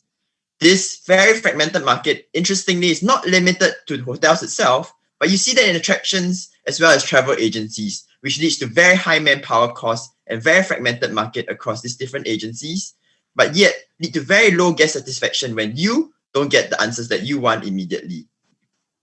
So what we really hope to do in travel is to help these businesses within their channels, their Facebook, their website, their emails, to help them to seamlessly engage you as a guest through the conversations, where we help automate this through APIs and bots, and ultimately building this travel ecosystem where we're able to help cross-sell the services to the different businesses. So imagine that you as a hotel guest can go onto their Facebook, ask them questions about check-in time, how to get to their hotels, modify, make your reservation, or even just check in whether your reservation is confirmed, and do check-in and tidy on the chat. But more than that, ask questions, for example, if you're coming to Singapore, about Universal Studios Singapore, get the tickets there. And when you don't get our AI to answer the questions that you need, that the agents from the Universal Studios Singapore are actually stepping into the same conversation and answering the questions for you. For you as a traveler, your user journey from pre-trip and guest engagement is on through multiple platforms. So guests and travelers are able to communicate with the hotels or the travel businesses through their Facebook, their WhatsApp, their emails, their website, Telegram, mobile application, and all these are consolidated onto one platform for their live agent to reply. And this is blended by artificial intelligence that we have built. This helps to answer the easier questions first, and ultimately the live agents to take over where their bots or the AI is not able to answer effectively. The hotels or the travel businesses are also able to set the accuracy in which they want the system or AI to reply, and that enables 5-star hotel to set at a higher accuracy versus a guest house or a hostel that might just try to use our system to answer any questions possible. Reservations can be retrieved on the conversation itself, as we are directly connected to the property management systems that the hotel use. And this allows you as a traveler to make bookings directly on the chat itself. During the trip, check-in, concierge, and checkout can ultimately be all done within the same platform that you land on, and concierge is where our travel ecosystem has fully focused on. This is the check-in process that our guests and travelers are generally exposed to, where they retrieve the bookings through the property management system, upload their passport as well as a selfie to ensure that the facial recognition is a match, ultimately making payments for deposit, outstanding balance on a payment platform within the chat itself, and going straight to your room with digital PIN codes or Bluetooth access that is tied to the digital locks within the property. We understand that not all hotels are looking to change their infrastructure to a digital locks infrastructure, and we enable the system to be done entirely up to the step where you just receive the keys from the front desk without having to do the entire check-in process at the location itself. We know that travel and hospitality industry has been hit severely by the COVID-19 situation, and we are all stuck in lockdown and tasked this virtual event. But that actually doesn't limit and stop the progress of travel. Everybody knows travel will return, and ultimately even with a vengeance, that more travelers will travel more frequently once the lockdown is lifted and people are able to travel more freely with the social distancing measures in place. What we help the hotels to do is to promote this social distancing and safe distancing measures, ultimately digitizing and retraining the staff. We have customers that have retrenched more than 50% of their staff within the hotel groups, but ultimately our position is to allow them to digitize before travel returns and hopefully not have to reduce the need for rehiring when the operation needs are back to 100%. So we actually saw an increase in sales in the past 2 months where hotels are starting to understand and realize that the need for digitization going forward. The value that we bring to the hotels is clear. Ultimately, what it means to us as a company as travel, figure location, meaning that our travel ecosystem will become a really valuable tool in helping a traveler in answering any questions that they have landing in, say, in Vietnam, in Ho Chi Minh, or in Hanoi. Our revenue model is a very clear B2B SaaS model. We charge our businesses a fee to use our technology, but ultimately we're moving towards the complementary services side, where if in the occasion where you travel to Singapore and buy a Universal Studios ticket through the conversation of the hotel, that we profit share the amount that we earn from the commission for selling the tickets with the hotel. And you as a traveler paying the exact same price that you would pay at the door of Universal Studios. The market in travel space is huge. And for ourselves, our main market is in Singapore, expanded into Japan, Korea, as well as Taiwan, ultimately looking at potentially expanding to Vietnam as our first Southeast Asia region to be more focused in, given the drive and the growth of tourism numbers in the increasing years. I was very, very glad to come after Ambassador's sharing, because I think the focus in Vietnam's tourism industry has been ultimately growing, with a lot of tourism development fund that's been helped and put into inbound tourism and moving towards a more future digital economy movement with a development strategy in tourism specifically. The current tourism productivity is still relatively low, which we feel that we can help very significantly. As you know, the industry is thwarted with many different kind of chatbot developers and self-check-in solutions. And I'm sure you see many of that in Vietnam as well.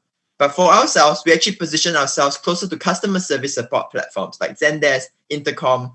We're able to serve the travel and hospitality space a lot more fruitfully and a lot more seamlessly. What this means is also that chatbot developers and self-check-in solutions are actually complementary technology partners to us, and we don't actually need to own the entire technology within that space. We started in Singapore, expanded into Korea through our Techstars Korea Accelerator, and we just completed Facebook Accelerator Demo Day recently. But ultimately, what we're most proud of is this self-check-in platform that we set up in 2019 for a chain of hotels here in Singapore that entirely removed their front desk. So they have no front desk at the hotels currently. We are serving 3,000 guests per day in 2019 with our revenue at $500,000, more than double that this year projected. Myself, this is my second startup. I used to be in venture capital and a startup consultant previously. And our CTO has more than 15 years in the AI space in technology, with our rest of our team in marketing experience and sales. What we are looking for here today is small businesses in the travel industry space that we can work more closely with in Vietnam, but also partners like yourself, if you are businesses in the technology space, to integrate with. Ultimately, investors to help us scale and strategically and grow in Vietnam as a market. Thank you so much for listening to me. I'm Ian from Travel. You can reach me at ian@travel.co.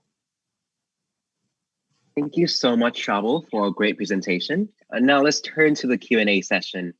Judges, please be Travel's guest. Hi, Ian. This is Ken Nguyen. Excellent presentation. Two quick questions. I'm sure like all of the judges, today I travel extensively, and I typically have like one or two go-to platform to book my hotel. And the last thing I need is going on another platform or even communicating on Facebook or whatever, right? On Hotel Tonight or Expedia. Obviously, I'm based in the US. So I'm very curious about the demographic of customers who would want to engage with the hotel staff so actively that this would be very helpful. And admittedly, that's probably a different segment than I am. So, and related to that is the user acquisition strategy here, because you have over time, a two-sided, not quite marketplace, but you have to look at customers and then the hotels separately. The Starwoods Hotel have their own system. You got to go out there and look at, identify boutique hotels and convince them to onboard an entire new customer service system, which is not an easy thing to do or scale. So would love to get a little bit more insight on how you're thinking about these issues. Right, great. Thank you so much, Kendrick. I know I can't fool any of you on the judges panel because you're definitely frequent travelers yourself. We actually engage our customers. So generally you book on hotels.com, Agoda, booking.com, and the format and the user journey doesn't change. So by booking on those platforms and understanding that this hotel that we are serving is a self-check-in platform, a self-check-in hotel, that they would then be able to direct you to link up to kind of their website or their Facebook to do the self-check-in. And we understand that many of these people don't read your confirmation emails that you get from Agoda or booking.com. What that means is that most of the guests, about 60% of these guests, actually arrives at the hotel and then come to this realization at the lobby that is the self-check-in hotel with all the necessary information at the lobby itself, where they can do the self-check-in in the comfort of the lobby before they enter their rooms. So there are generally like community managers that purely focus on service, that serves the welcome drinks and kind of welcome you towards to the hotel. So we understand that, and that's the shift that we will not change. We will not change the user and traveler's journey and the experience. But what that means also is because like we understand that without the self-check-in solution, chatbot companies are facing huge issues in engaging the users, right? Because we are seeing that in 10-20% of the guests actually landing on the chat itself to engage with the hotels. But for a self-check-in platform on the chat itself, we actually have 100% of the guests landing on the chat. So that allows the hotel to directly manage and talk to the guests to shift that physical interaction to a digital interaction space. And I think that's where we are very, very well adept for the post-COVID travel. I hope that answers your questions. But yeah, super smart. Yeah, definitely that's a It's Mike Edelhart. I have two questions. One, just an information point. So your focus is in Singapore. Is your company based in Vietnam now? Right. So we're definitely looking to set up an entity in Vietnam to expand aggressively into Vietnam, especially with the support of VietChallenge. I think we definitely have gotten a lot of mentors, a lot of help, a lot of support. We definitely hope to get that continue going forward. Why Vietnam, as I was sharing within the slides, like that's. But I want to be clear. Right now, your company is based in Singapore. Is that correct? That's right. We are currently based in Singapore, HQ here, and we have an office in Japan and Korea. That's okay. Thank you. And the second question is about security. So if you turn through the chat my phone into the key and I get at the phone, do I get access to the room, and do you have liability for theft and other security breaches that might come through that breach? Right. That's definitely a huge issue in security. So all data information, like we collect passports and all that, are pushed directly through APIs to our third-party like systems. So your property management system, for example. So we don't keep any of this information that are sensitive by nature. And where the hotel keeps it originally, like the property management system, it still lands there. So there's no change in the SOPs for security for the hotel. As for your keys, the questions about your keys, the keys are tied to the phones or to the conversation. And I think that's very much the same as how you would if a physical key or physical card. Like if you drop your card key or if you drop your physical key, that people are able to access your room as well. So I think in terms of security concerns, it's exactly the same. If you lose your phone, you could disable your phone, you could do your find your phone, and it's actually a lot safer than a physical card key.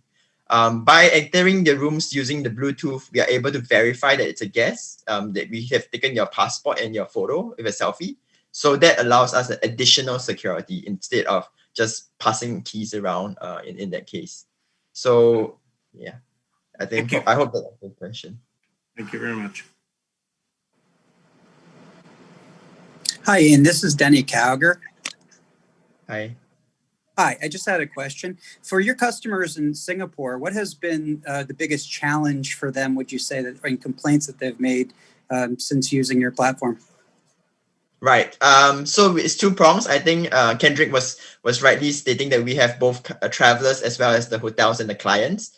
The hotels and clients are easing into the systems. I think the SOPs are in place. I think the original difficulty that we were facing pre-COVID is that we were good to have solution, I think. And that answers Kendrick's questions about difficulty in getting our solution out there. And it was even more difficult to try to get into Vietnam because manpower costs might be slightly lower than, say, in Singapore and the developed markets like Japan and Korea. But the shift post-COVID becomes a need to have. And I think that's where we were a lot more focused in. Moving the physical interaction to a digital interaction space. So I think to answer your questions, the difficulties that were challenges pre-COVID are becoming more negated, more negligible. For the travelers itself, I think it's getting used to the system, but where it's a full self-check-in hotel, for example, like the chain in Singapore that we're serving, many of them are really giving really good reviews. So the reviews for the hotels are 4.8 of 5, and many have been listed self-check-in as a good solution. One of the reasons that we see that is because many of them are returning guests. So that was actually the target audience of the hotel itself. If you're coming as a business traveler to the same hotel over and over again, you can do the self-check-in way in advance before you arrive.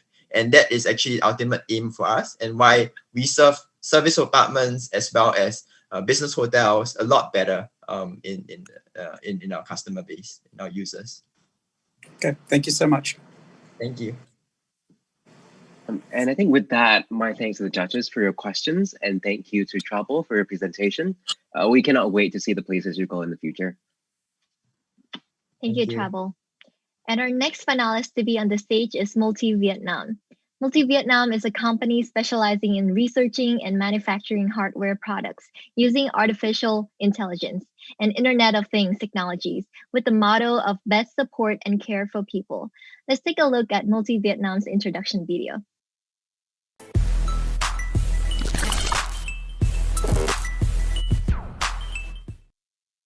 How can I easily and conveniently monitor my temperature to prevent transmission and treat it promptly? In this situation, we need a smart glasses device, applying artificial intelligence and Internet of Things to alert and protect eyes when there is too close contact with smartphones and tablets, and the device is also required to have body temperature measurement and data transmission for the already installed application on the phone. The target customers of this product line are students and frequent users of electronic devices such as phones, tablets.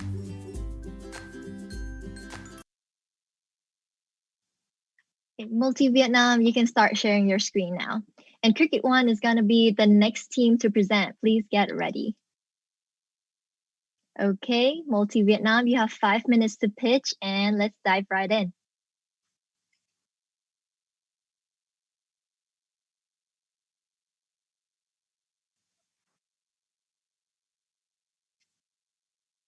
Multi Vietnam, you can start whenever you're ready. Please unmute yourself so we can hear your presentation.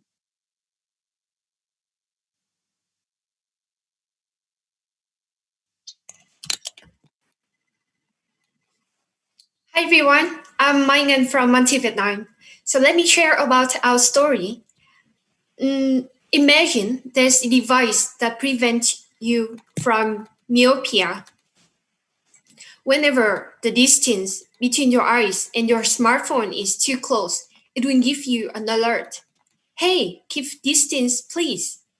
And imagine during pandemic, there's device that protects you from other people, that if your distance between you and other people it's too close, it will give you the alert.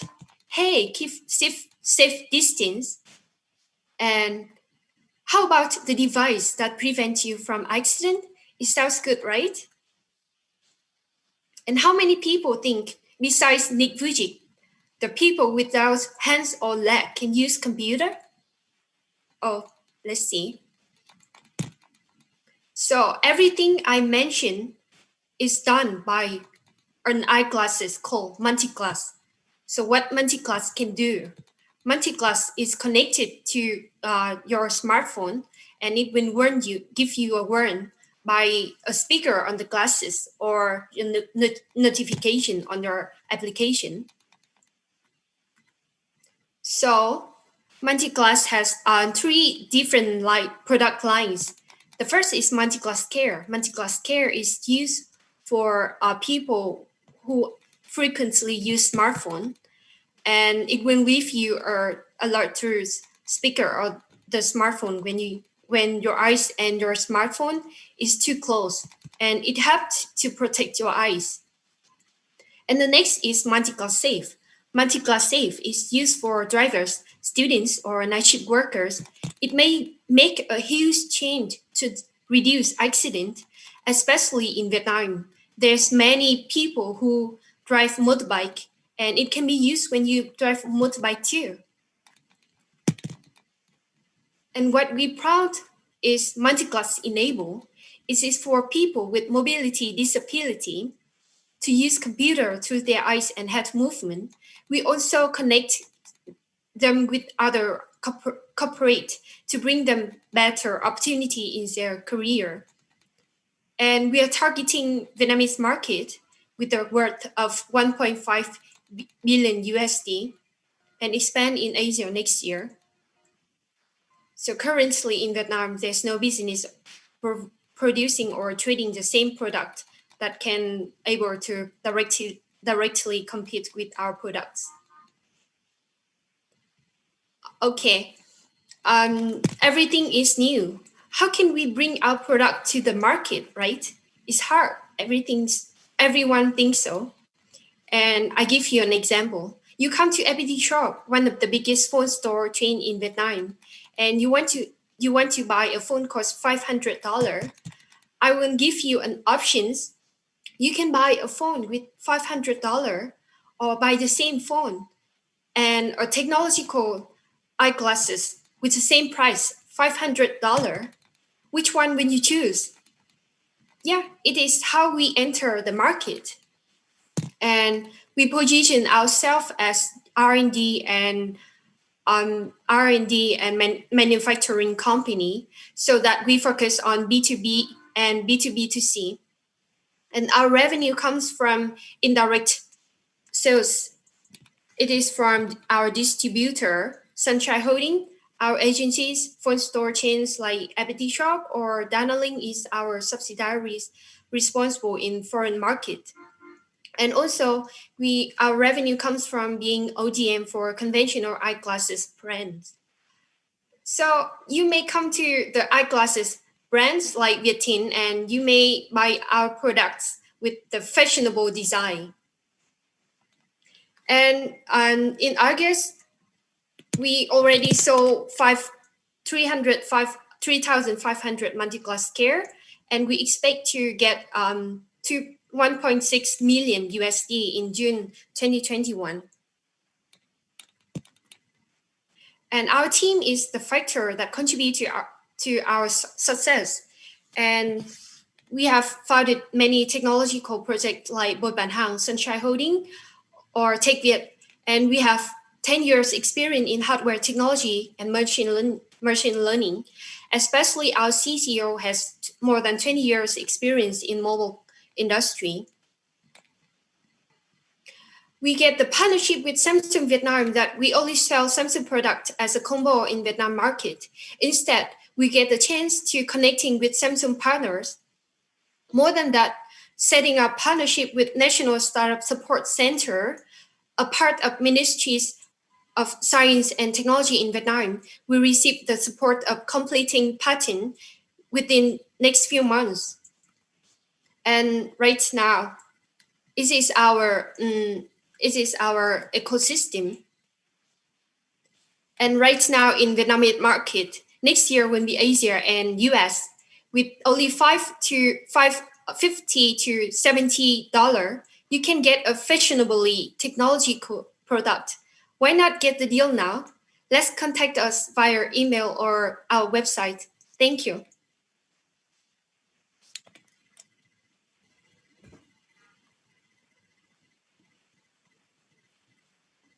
Thank you, Multi Vietnam, for your presentation. And now, judges, you can go ahead and ask Multi Vietnam questions.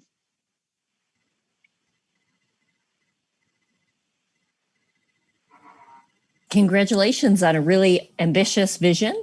And just wondering, given that you have multiple product lines and applications, how in the company do you make decisions about priorities for product development? Yeah, actually now we are focused in only one product, that multi-glass care, and we are already work with some our partners and other products like the product for disabled people. We want to do it as our mission because we want to try to create impact and try to be the social enterprise. And that product, we will use the profit from other product to develop. So it's what we prioritize our product. We focus on one and we use the profit of some to develop other.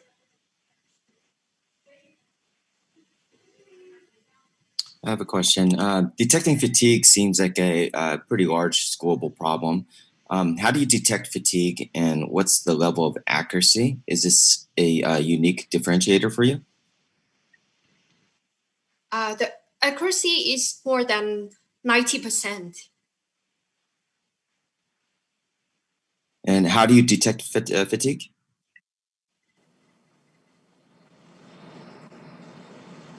Um, can you repeat your question one more time?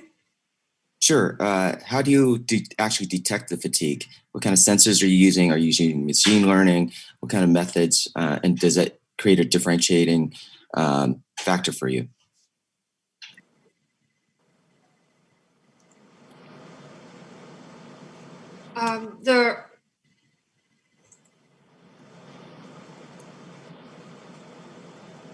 I can try to repeat it. I think detecting fatigue can be a scalable. It's a global problem. Could be very valuable. I'd like to understand how you go about achieving the 90% accuracy. Are there unique sensors you're using along with some machine learning that's proprietary, the models, and what's your goal on the IP path for that? Is that a unique differentiator for you? Yeah, thank you for your explanation.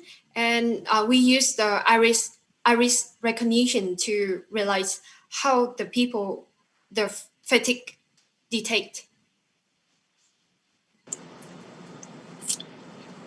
Hi, Mangan. Hi, Mangan. I love the originality and how relevant it is to the time that we're living in with COVID and everything else. Now, here's a hard question. I would say that probably the biggest hardware fail of the past decade was the Google glasses, and Google failed at it. And secondly, wouldn't your phone naturally already able to detect like temperature and distance and all of it? So combining the two components, which is the technological piece and the fact that the most advanced or promised to be advanced pair of glasses about 8 years ago didn't work. How would you address that concern for investors? About the technology, we can assure that our teams are specialized in technology. So I know what you mean is Google Glass. Before, my team also worked in Google Glass, and we know how it works and the benefit, the advantage, as well as the disadvantage. And it is not our problem, but it's different from Google Glass. Is we target the inexpensive product that only have one function. So it is less risk and it is used for everyone. So it is easier to target the market and to enter the market and less risk for the investor. Thank you, Ngan.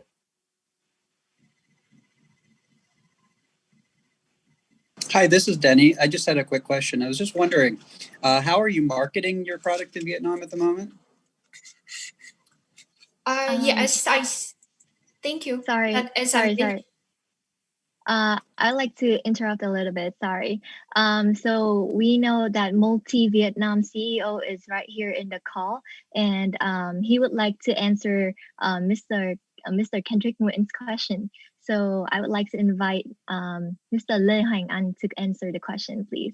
You can feel free to answer in Vietnamese, and your team member or we can help you translate that back into English. So don't worry.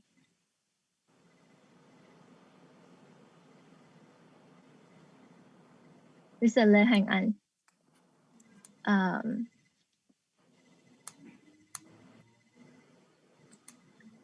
If Mr. Lê Hoành Anh is not ready right now, Mai Nguyen, feel free to go ahead and answer Mr. Kendrick's question. Yeah, as I mentioned that we position ourselves as R&D and manufacturer company. So the marketing, what we focus is we look for other partners and like agencies to distribute our product. So the marketing cost is not, we can lower our marketing cost. Okay, thank you. This is Mike Edelhart. You have many partners. What is the intellectual property the company actually owns?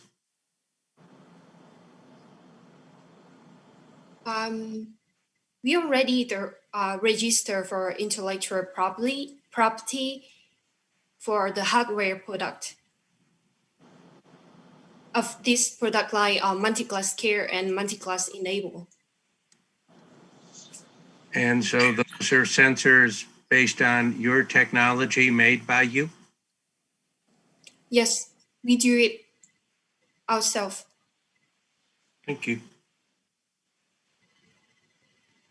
You know, when I'm looking at your numbers and your projections, you've thus far sold 3,500 units, and obviously the revenue would be kind of small. But you know, when you're reaching, I guess, the middle of next year, you're only hitting 1.6 million in terms of revenue, and then your EBITDA or your cash flow is very, very tight. Can you explain, like, at what point do you really scale? Number one. Number two, you know, what kind of units is implied in that number? Yeah. Firstly, the number that 3,500 multi-class care sold is our first product sold in the market. And we already achieved our target in August. And secondly, the P&L plan is created by our distributor and agencies' growth rate.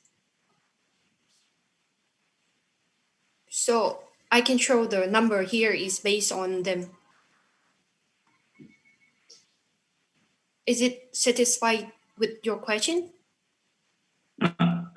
Well, I guess I'm just going back to the assumptions that the agencies, I guess, made, right, for next year or middle of next year in terms of how many units are you expecting to have sold. Number two, really kind of just bigger picture. I mean, it looks to me that the margin is still very, very tight. You know, at what point are you going to be able to scale and actually make real money? Yeah, because we actually just start in August to sell our product in August. So, you know, as the any technological company, especially hardware company, so margin cannot be high in the beginning. And after next year, we target to sell. Actually, we target to sell 1 million the unit of multi-class.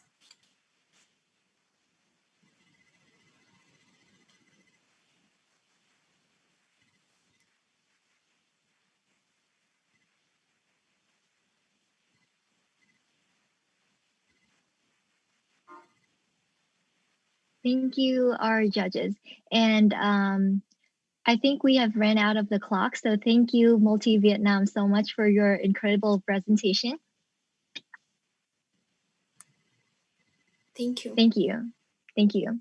And now is going to be the time for a 10-minute break. Please return at 11:10 as we have 2 more finalists to present and other exciting sessions of tonight's event. You are welcome to stay on the line to watch a fireside chat with Mr. Ab Minkera, who is the Chief Investment Officer and founding partner of Legacy Night. The interview is going to be conducted by Mr. Tam Leung, a Director of Fundraising and Business Development. Thank you and see you in 10 minutes.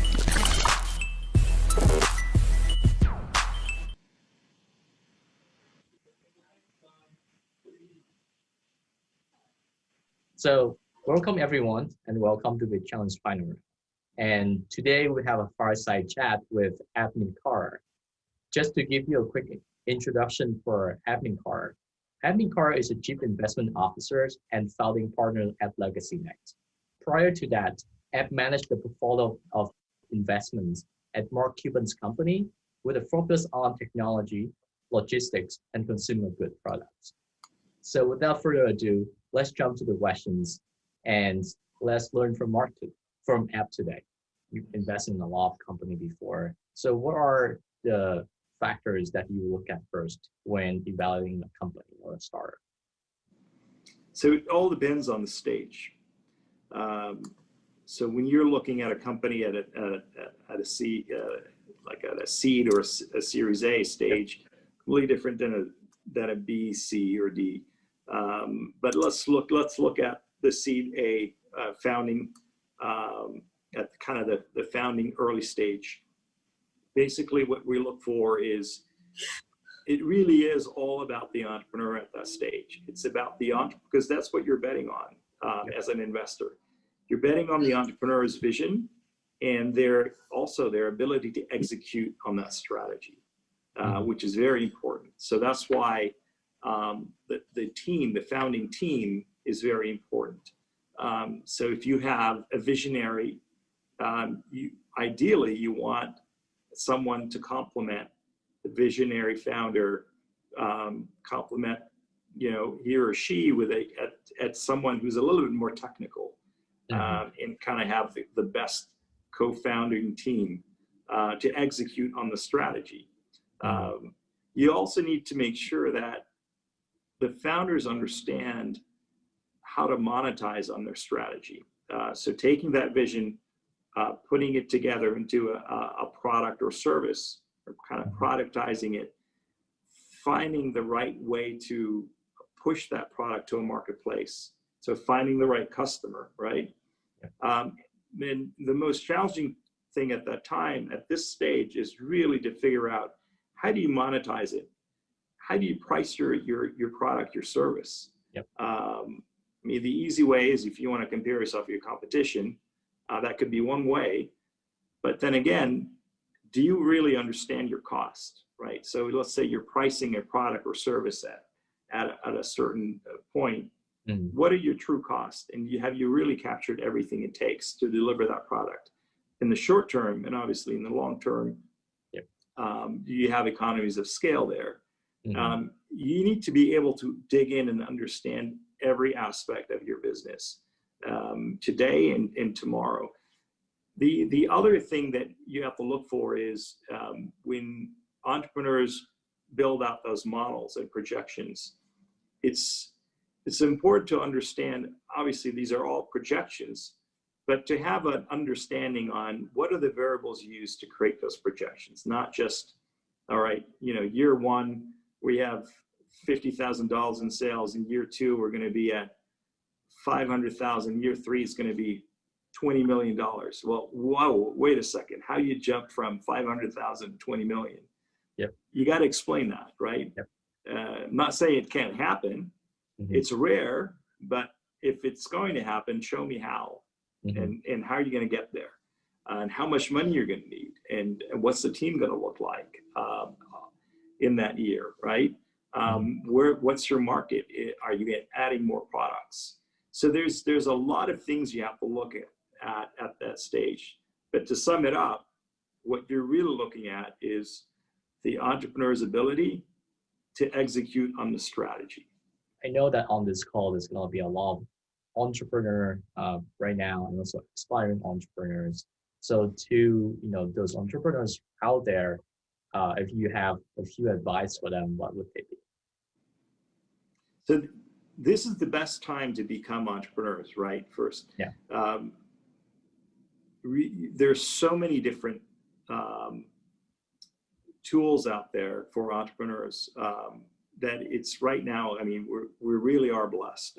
You can go on the internet, you can learn so much, and a lot of rich information that's current, that will really empower a new entrepreneur to have a very solid understanding of kind of the journey, right?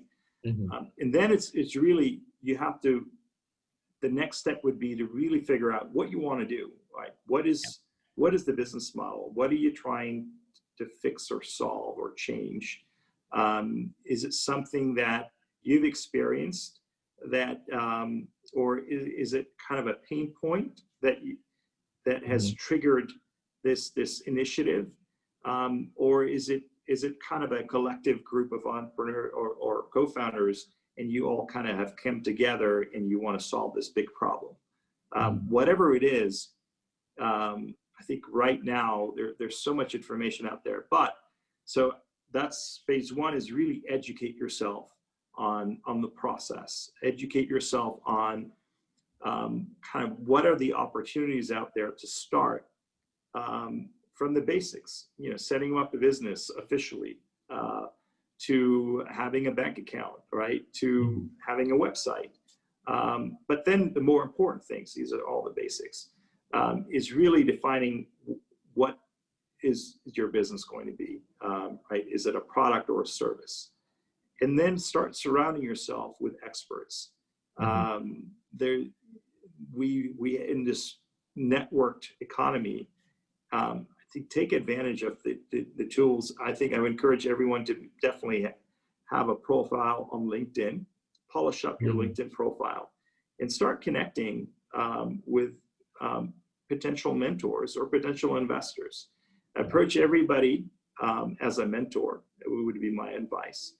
And just ask, and it's more difficult in today's world to have a face-to-face, but it does expand your reach, and people are actually more willing to virtually connect via Zoom and just learn from them. Ask them questions about, this is my idea, based on your experience and your expertise in this field. Can you give me some some pointers on my technology or my marketing or kind of my growth strategy, or I need access to certain strategic clients that are within your network. What's the best way to approach them? There's so many ways you can do this. And so I would definitely advise, as the phase two, is really start connecting yourself with a lot of people that could support you as mentors, advisors. And it would really help you fine tune your business model and your business. And then another, I think, valuable thing is look locally, connect locally with other entrepreneurial networks or accelerators or business accelerators for first-time entrepreneurs are great, especially if they fit within your sector. So like in Dallas, there's several, there's like a sports business accelerator, there's a technology accelerator. If you want to really practice pitches, participate in business plan competitions, the more exposure you have, the more practice and preparation kind of you're being forced to do to improve your elevator pitch, if you want to call it. To think a lot about the approach, the model, why you want to connect with investors. What are you going to do with the money at this stage, right? That's a very important question. Somebody gives you $1 million check today, how are you going to spend it? Show me over the next 2 years, how are you going to spend $1 million? And how are you going to hit all these milestones? And then what? What are you going to do when you hit the milestones? How much are you going to raise then? And what valuation? So money, valuation, a lot of questions that are very subjective at an early stage, where getting the right advice from the right people can really help make you kind of stand out from the crowd of other entrepreneurs that are not doing their homework and are not as prepared as you are. So when you are well polished and you're at a point where you really are ready to go and raise money and sit with an experienced investor, you have a better chance of selling them on what you're doing and getting them in as a partner. Yeah, I think those are great advice. It's like to a lot of entrepreneurs on the call today. You have to do your homework. You have to make sure that you know your business before. And a lot of those mentors, advisors could eventually become actual mentors, advisors of your company. Or investors. Over time, or investors, absolutely. Yeah, exactly. And I've heard a lot of different story that it's a long-term relationship as well. That's right. Yeah, I think that's all the questions I have for today. I just want to thank you for making the time to spend your time and giving your experience and insight to VietChallenge this year. We are very grateful for that. Thank you, and I wish maybe next year we can do it in person. Yep. Yeah. That's good.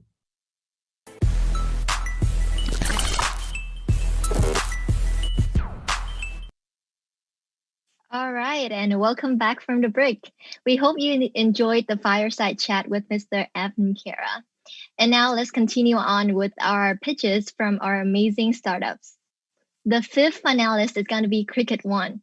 Cricket One is one of the global leaders in supplying a sustainable and affordable protein that replaces conventional animal and grain protein with their advanced technologies. Please take a look at Cricket One's introduction video.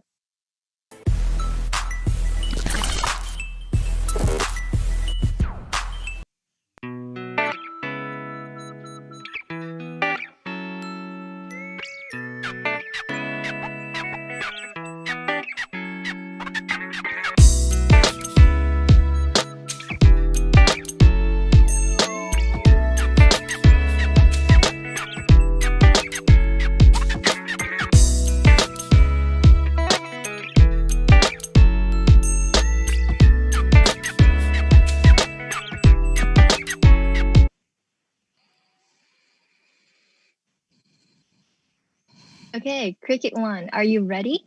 Please start sharing your screen. And Pet Kicks will be our next team to pitch. Please get ready. Okay, Cricket One, you have 5 minutes to pitch, and we are ready for your presentation. Take it away.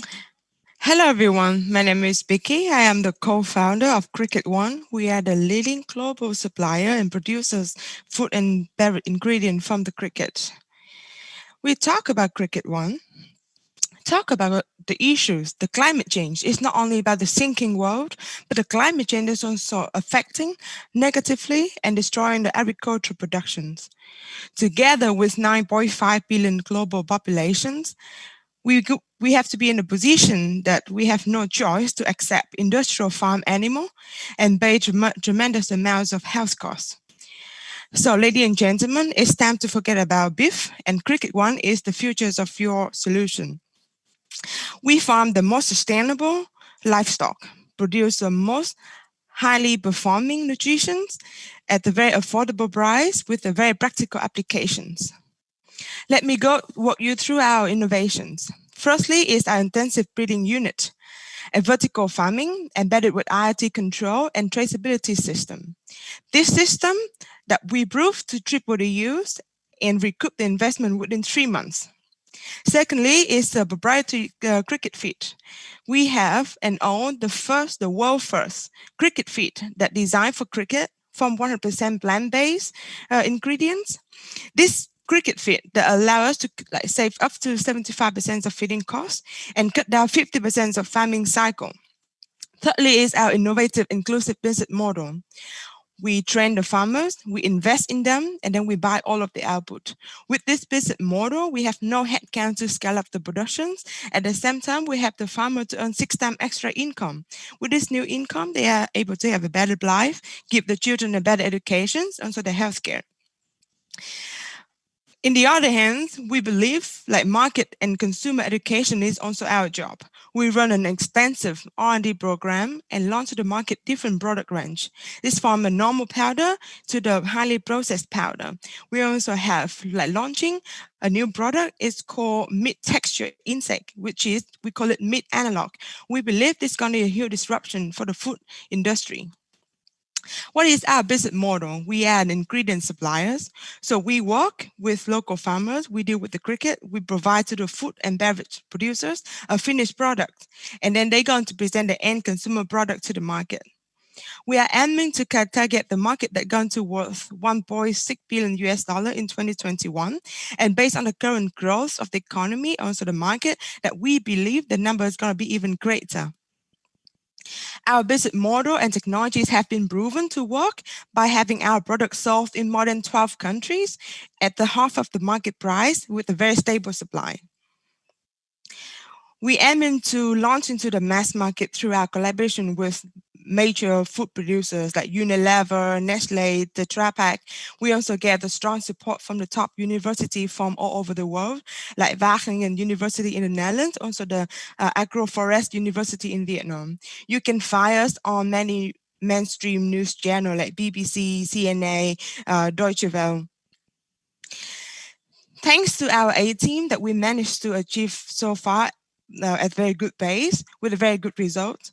So myself and my partner, my co-founder, Nam Dang, we both have a business background, but we both fully hands on the job. We both co-founded and exited from another tech startup right before we founded Cricket One. And then we have a strong support and also a collaboration with the top professor. One is from the Netherlands, Mr. Adno van Huis, and one is Professor Dong, the vice president of Agroforest University. And then we have a very strong, well-educated specialized in nutritionists, animal nutritionists. This is how we look at our production in the futures. We believe that we not only stop at the basic ingredients, but we are expanding into the other sectors. For example, we're going to commercialize meat analog. To replace completely meat, you can find like cricket burger, cricket patty, cricket sausage, and then we're going to push more R&D into the cricket chitin that we believe is going to be very good for the cosmetic industry. And then after that, we are aiming for the cricket probiotics because they have a strong and advanced probiotics agents in their body. What we are looking at VietChallenge, being active, promoting something novel, we require to have a lot of recognition and exposure to really enhance and boost the market and consumer education. And thirdly is this is the right time for us to put more footprints in the US. And we believe with the 5 years history of operation of VietChallenge, it's going to be a great advantage for us.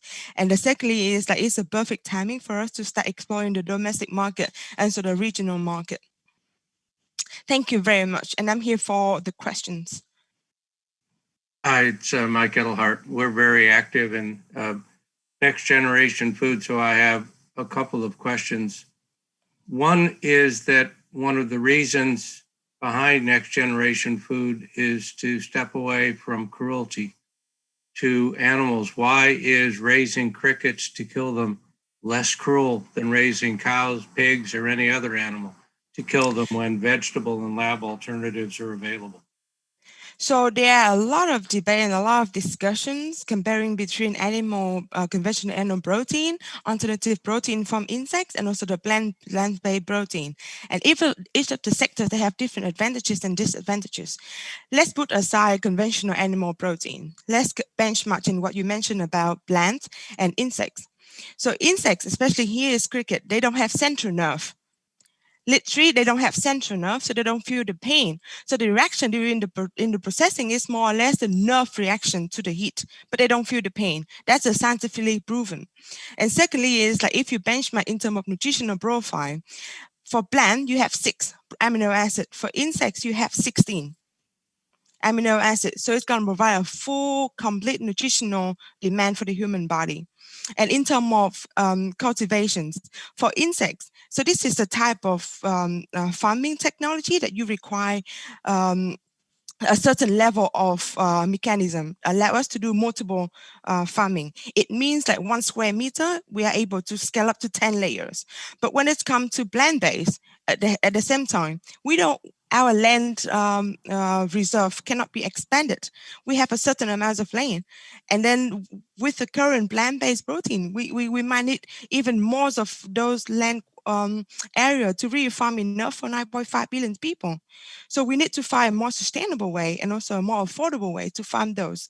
And then apart from that, when I going back into the nutritional matter of insects, 90% of vegan people, they need to take supplements because they cannot find essential energies and also nutrition from plant for their body. So synthetic supplement is something required and necessary. But why insects, you consume one, you get more. And then furthermore, is like there's no synthetic supplement required when you take insects. So there's a new trend, it's called anto-vegan. So it means like vegan people, they live 2 days to consume insects, so they don't have to take supplements. And just now you mentioned about the humanities and welfare of the animal. If you look into our facility just now, you saw we imitate how the cricket grow in the nature. We bring it inside our facility. With that solutions, then we don't really manipulate their natural living standard conditions, and we also give them a very good social life inside that biomass. And cricket cycle, after 8 times of changing the shell, they die. So because of that, I would say it's like their life cycle maximum 45 days, 50 days. But with our technology, it's 35 days. But then they die for a bubbles. It's not really like for a count, you can go on for years. But then for cricket, they have a certain short life cycle. So in terms of humanity, I would say they don't feel the pain. They are more efficient. And if you look into the microscope structures of the cells, they are more like plant than animal. So I would believe is that cricket is the one in the between that can solve the issues with animal conventional protein and the plant-based. Thank you. That's a very good answer. One other question, then I'll let others go. What's the water requirement per pound and the energy requirement per pound of the cricket products you're producing versus traditional meat products or a vegetable protein alternative? Yeah, because of the limited time, so I couldn't go through it just now. So you can see is like 1 kilo of protein from cricket.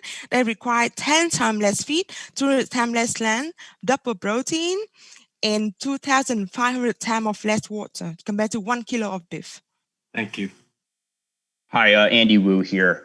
So I wanted to get a sense of your place in the what I'll call the cricket value chain. And right now it sounds like to me you're a very vertically integrated operation in the sense that you are in the feed business, you're in the farming business, and you are in the breeding business and some other aspects of the cricket value chain. And what I wanted to get a sense of, like as a hypothetical, like if your proprietary cricket feed is as effective as you say, cutting down the farming cycle 50% and saving 75% feed cost, why don't you just go into the business of producing and selling the feed without being part of the other parts of the business?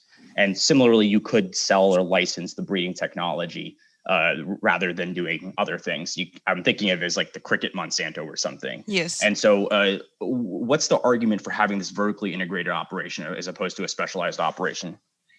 It's a very good question and give us a very good perspective of the business model. But if you look into our technology, it's a combination. For example, it's like it has to have a proper farming technologies together with the feeding technologies. Then the result come in. If it's one, this or the other, it doesn't work to get the optimal level of efficiency.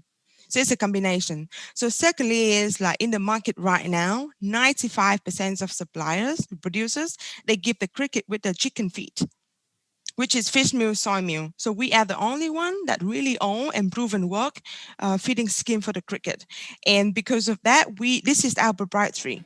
If you look into our whole entire business model, we work with we have our all material area, like our all farm. We have a satellite farm running by the farmers, but we transfer the technologies and equipment. We provide the feed. And we process into the powder, but we stop at ingredient. We don't go further into the end consumer product. So we actually don't really diversify all of our energies and power into the whole value chain, but we focus into making the right ingredient. And you mentioned about why don't we just do it only cricket feed? It's a good business model.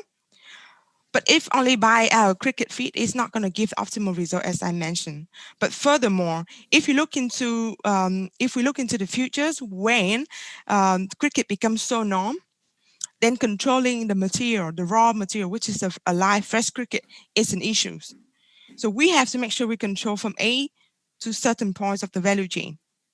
And we mentioned about why don't we franchise our technologies? Yes, we do that. We have a lot of discussion, but is it a right moment right now? I would say no, because the market is still growing very fast. We have all of the elements to really get a big majority part of the market.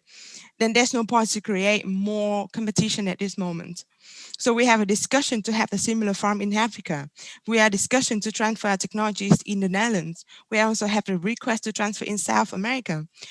But those discussions, we try to hold it at this moment. Because why? it take piglet or like it take a bitchery or poultry 50 years to have a perfect farming practice. And cricket farming, it just lasts for 10 years so far. So are we confident to say we have the best practice? I would say no, but we have the most up-to-date and the most proficient one, then I would say yes. So I would say in the next 2-3 years, this might be our business plan to transfer technologies, but it's more in terms of collaboration to expand like partnership rather than just solely sell the technologies. Can I come in? Your answer to his question confused me a little because yes, you said you're only sticking to ingredients, but I heard you talking about making meat substitute out of crickets, which sounds like you're making product, not just ingredients. Nope. So let's put it like this. The meat analog, the meat texture insect is a finished ingredient. So it means I provide the ingredients to the food producers, which is the fundamental ingredient. And after that, the producer has to add on the spices. They have to add on perhaps the other ingredients to make their own signatures ingredients. So this is the equivalent of like cricket lardo, something like that? Yes. For example, it's like you can get those like premix, and then you bring into your producer, your factory, then you still have to add on stuff. So Vicky, this is Vivek Soni. You talked great presentation. Thank you. You talked about traceability. Can you help us understand how does that work? Yeah. So my background, my co-founder background, we used to co-founded another IoT in agriculture, like we call it agriculture precision. So we use sensors to monitor and manipulate the farming environment. And because with that sensors, for every single unit or area, we have managed to track what batch, when we start farming, what kind of breed, what kind of eggs that we use, from what day, what batch, what plot. Got it. And then okay. when we, And then so when we trace back into the production, then we know exactly what day and which batch is that. And what's the relationship with, what is the partnership with Unilever supposed to be? Is that beverages or? It's for dairy replacement. Dairy replacement. Thank you. Vicky, there are obviously lots of interest in what you're building. I'm a huge fan. Thank can you clarify what's the difference between cricket and locust or caterpillar or any number of insects? So why would you limit yourself to cricket? And related to that, what's the defensibility here? A company in China or Nigeria focusing on locusts, what would prevent them to outproduce you guys by 10x, with some funding? So to answer your question, I would go back 4 years ago when we just started the projects that we've done and experiments all of those insects that you just mentioned. And because we've done experiments on every single insect, and then we make a very detailed feasibility study report, benchmarking the possibility to imply automation, the possibility to really mass produce, and what kind of practice can we scale up with that. That's just element number one. And then element number two is we have to measure, we have to evaluate the nutritional profile of the insect itself to make sure it's really outstanding compared to conventional animal protein. So let's put it aside. I will mention the farming technology required first, okay? Let's talk about it nutritional. So for cricket, you're gonna get with the normal market product, you're gonna get around 55% protein out of 100 grams of cricket. With our product, you can get 64%, up to 74% protein out of 100 grams of cricket. So the differentiation is more about our farming technologies and also the feeding. But for locusts, so you can see it's like normal crickets, 55 gram protein out of 100 gram like a whole material. But then for locusts, you can get only around like 40% protein, but then you got a huge amount of fat. So when it comes to a lot of fat, then it's require a lot of steps involved to really extract protein. It's going to require a lot of steps to really remove the fat, to process into the fine powder. So briefly about that, and in terms of farming, locust is more like hobby. Why is that? Because locusts, they travel. Locusts, they don't tend to to hide themselves in their old comfort zone. Locals, they travel. So if there's an outbreak, we're doomed. If we have to harvest in the mass scale, then we have to use either smoke or gas. But for cricket, because they tend to hide in the shadow, so we have a way to really like imitate that to harvest them. So in terms of mass production, mass farming, local is not a feasible option for us. Excellent, excellent. Thank you. Thank you. Everything here.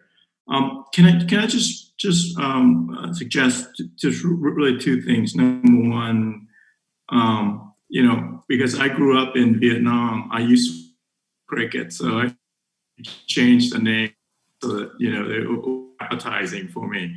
But more seriously, I want to, if you could help us understand the economics, you know, can you talk about revenue margin or EBITDA that you've generated from the business thus far? Whatever you can share with us. Yeah. So because of this presentation is going to be recorded and published, so I'm going to disclose some information that we are happy to share. But when it's come close into the EBITDA, I would rather we have a private discussion after this. So if you go to Europe, people have to pay around 70 euro per kilo for a powder of around like 59-60% protein. But they get from us is starting from 21 euro per kilo, but then they get around 14% extra protein. And most of the productions in Europe, they don't have enough of certification to prove the quality as we do. We have a no food application certificates. We have the approval food establishment. We have the HACCP, and also we follow the GAP standard for farming. And we provide every single analytical report for every single batches, so they can benchmark the safety condition and also the protein profile, the nutritional profile. If you go to the US, like in Texas or in Oregon, they have some farms, so you have to pay around $45 per kilo. And our price for US market is about $23 with the same functionality, with the same performance. So also with an advanced performance, I mean, like similar to the one we sell into Europe. So, and in terms of margin, I would say we have a much healthier margin for them. I mean, it's a very, very healthy margin that we prepare even in the scenario in 2-4 years.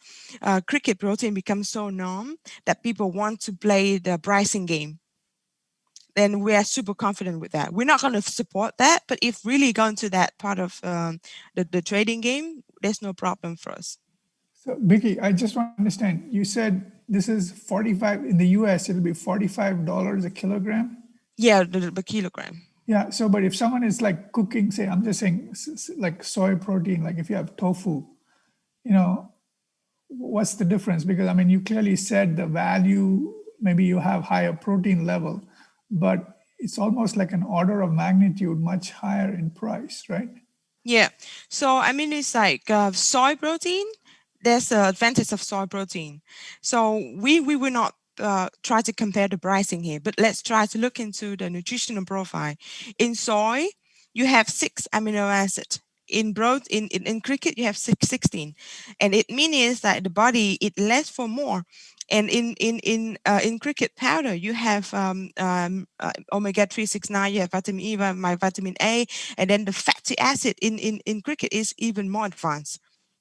It's all healthy fatty acid, and then you can also have it's gluten free. Yeah, I'm sorry to interrupt, but at the end of the day, I mean, if you're it's about pricing. About you're talking about food. I mean, I'm just saying high level. You want to be able to go down a path where your cost of food is at least reasonable, right? The idea is that it needs to be. I mean, it needs to be sustainable for society, but also from a price point.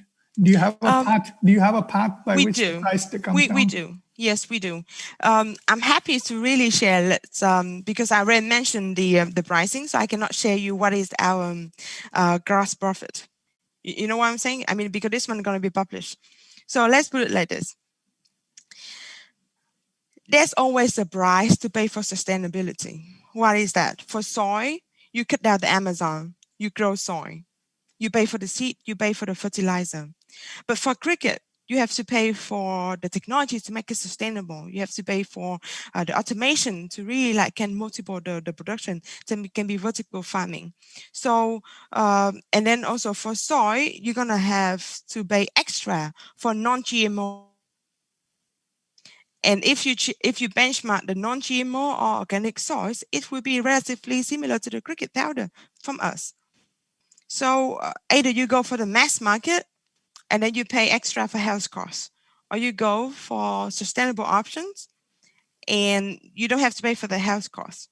And in the futures, when we target to the mass market, and I answer the questions of Kenny, we have no problem with scaling up the productions. And the more we produce, of course, is that the cost structure is gonna like go down significantly.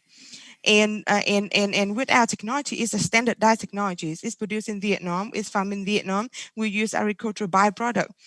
So it means that we don't see any unconstant element in our pricing structures. It will be more competitive instead of getting more expensive.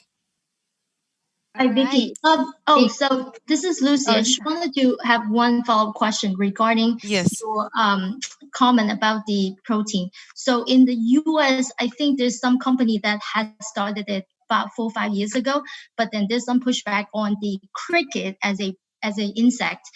So when customers listen to, oh, we're gonna have cricket as a dinner or lunch, they get some pushback on how, the idea of having an insect. Yes. So how do you deal with that from a, consumer standpoint, from marketing? Okay.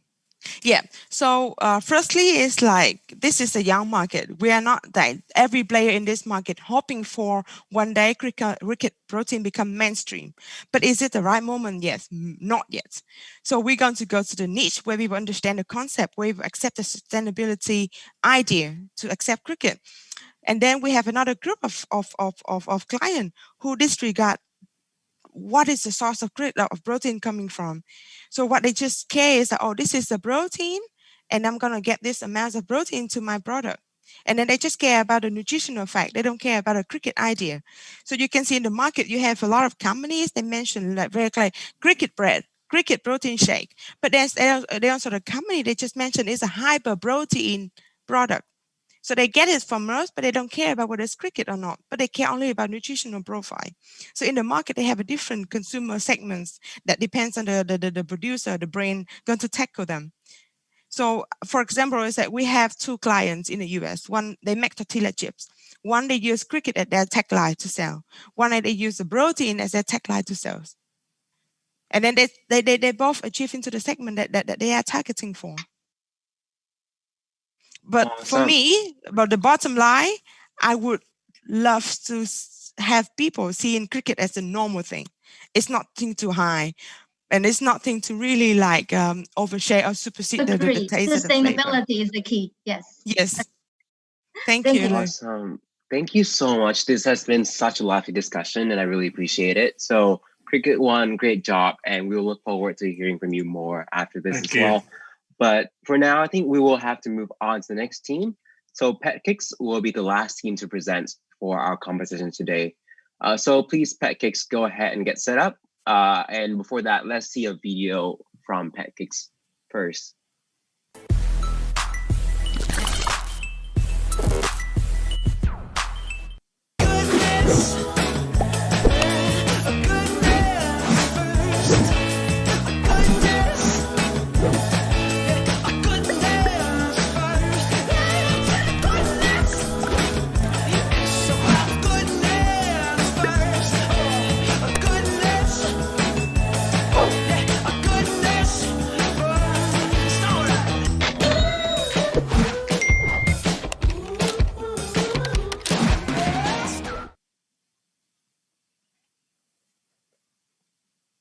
Awesome. All right. So PetKicks. PetKicks is the world's first advanced 360-degree dog camera, and they make pet owners' life a lot easier with their pet tech hardware ecosystem. PetKicks allows customers to see their pets at any corner. Okay, so PetKicks, I can see that you already shared your screen and seem like you're already ready. You have 5 minutes, and yeah. Right. So hi everyone, I'm Michael for the BetKids. So there are many niche markets that need innovation, but big companies don't want to target those markets, and startup they don't want to make hardware. So we want to find a hardware market that has little competition but still big enough and target those markets. So the first market that we're targeting is pet technology. People leave their home most of the time, but they want to have dogs. So imagine you can check on your dog from any time and anywhere. So this is our first product.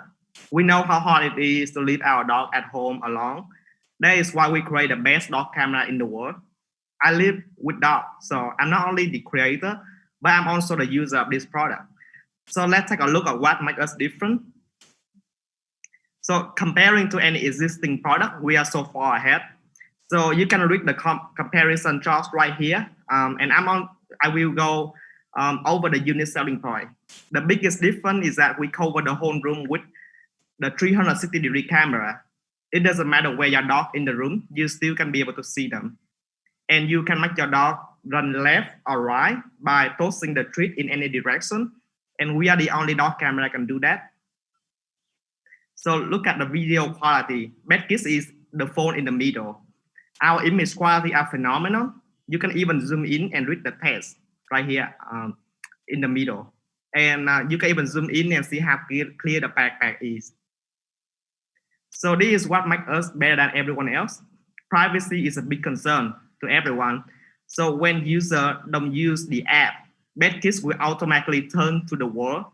So this will help our user feel absolutely secure. And we are the only dog camera with 360-degree rotation. So we're the only dog camera in the world can do this. And we know this method can be applied to many other fields. So we need to file for the provisional patent pending. And this is a $2 billion market and growing at 14%. And it's a $1 billion market that doesn't have a market leader, and we want to become one. So the way we make money is very simple. We are selling hardware, and we have a subscription for premium features such as parking alert, dog diary, activity alert, and so on.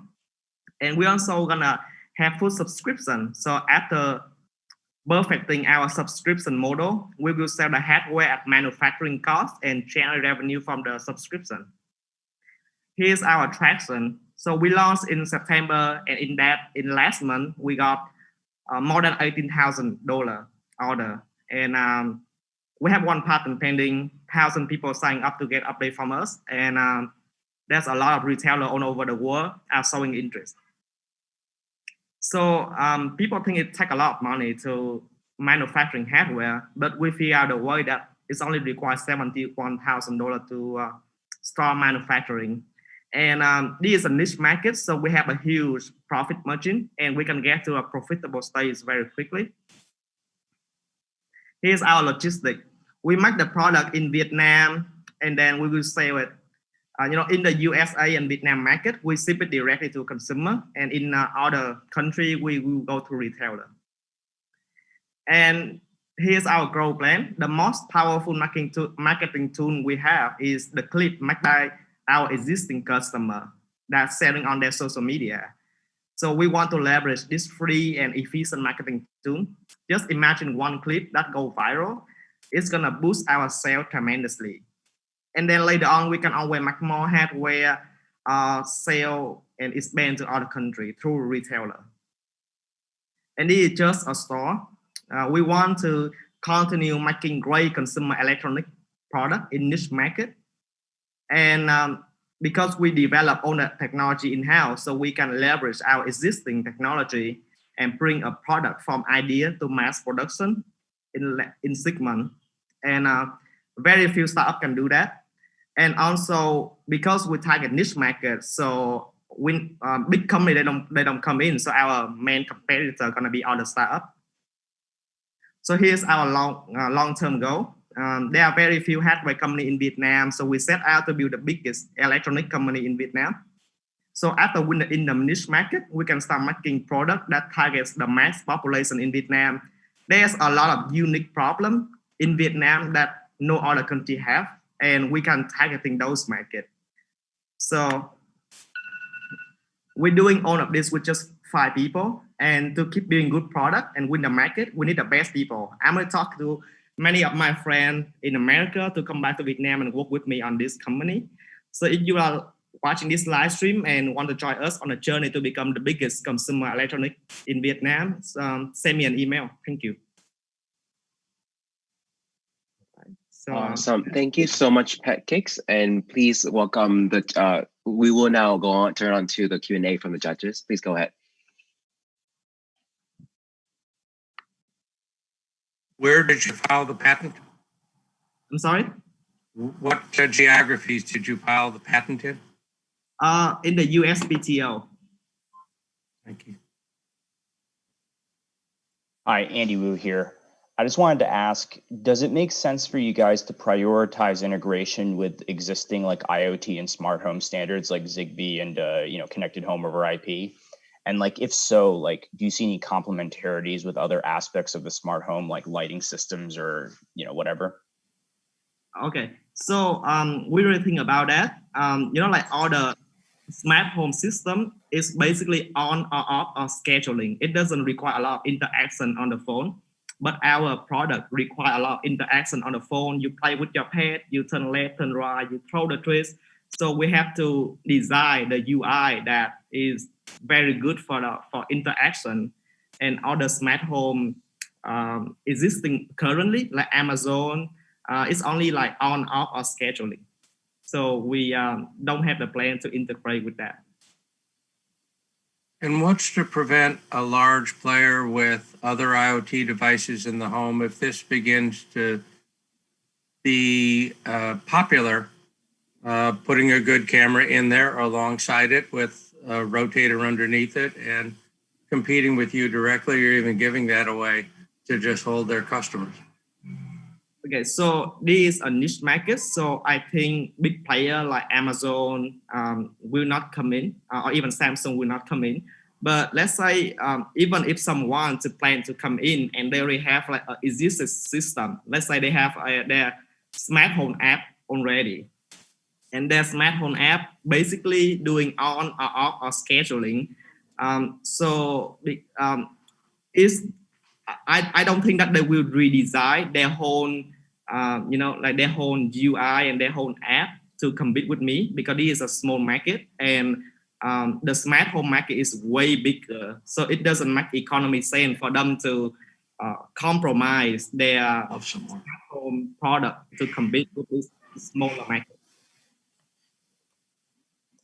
I think, your strategy of focusing on the razor blade type model is a really smart one, where you really kind of selling the food or the subscription rather than really trying to sell the equipment themselves. So I really like that concept. But can you talk a little bit further on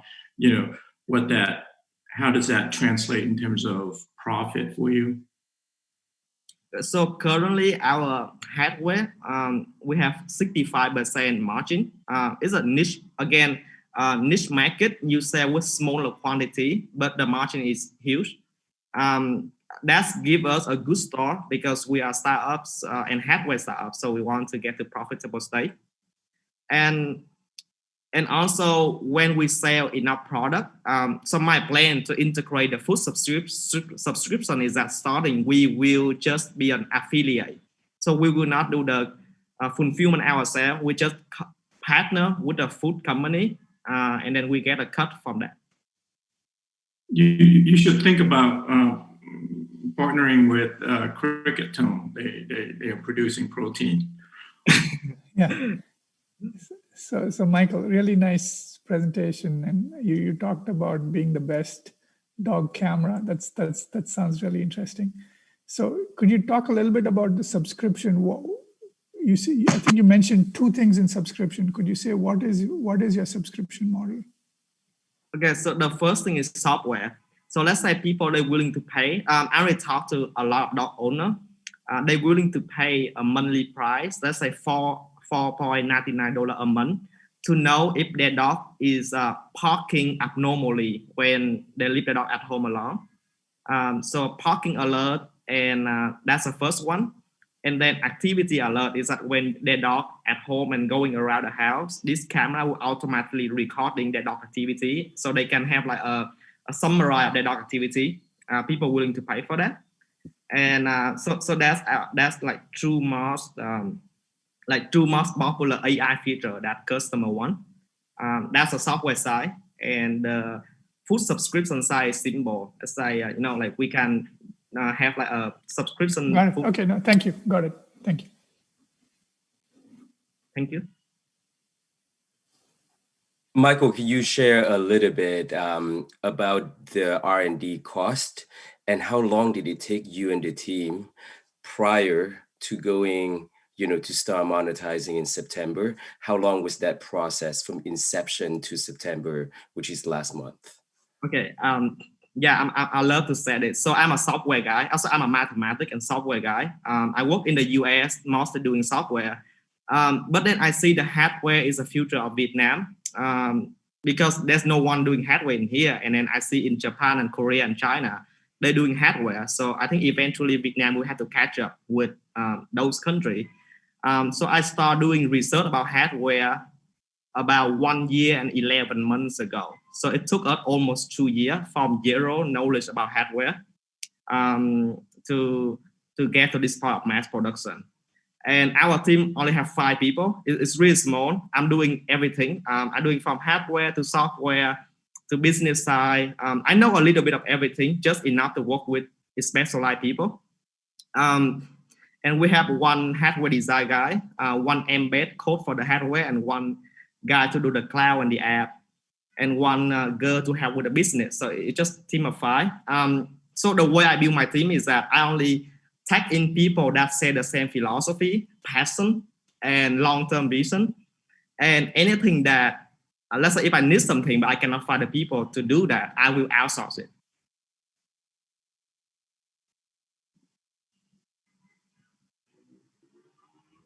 Can I have a follow-up question on that? Because your background is in software and we're venturing into the hardware component. I've noticed a lot of your components is actually coming from other countries.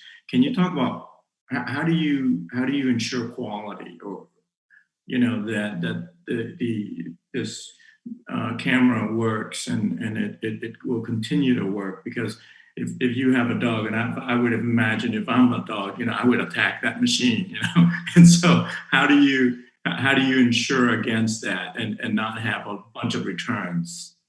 Okay, so dog, usually they don't attack this machine, because when this machine throw out the food, the dog chase the food, not the machine. We test a lot already. And then just like any hardware product, we have to do a lot of testing individually before we sell. Starting, we have to do that just to make sure that everything is good. And the way I build this company is that before move back to Vietnam, I lived in China for 2 months. So I traveled to China and lived there for 2 months and get to know all the manufacturing. I even stay in their apartment with them. And I choose from 100 manufacturing down to a few one to work with to ensure the quality.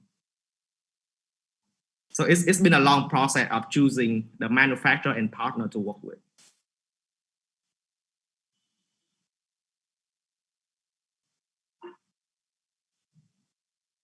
If you don't mind my asking, what could go wrong?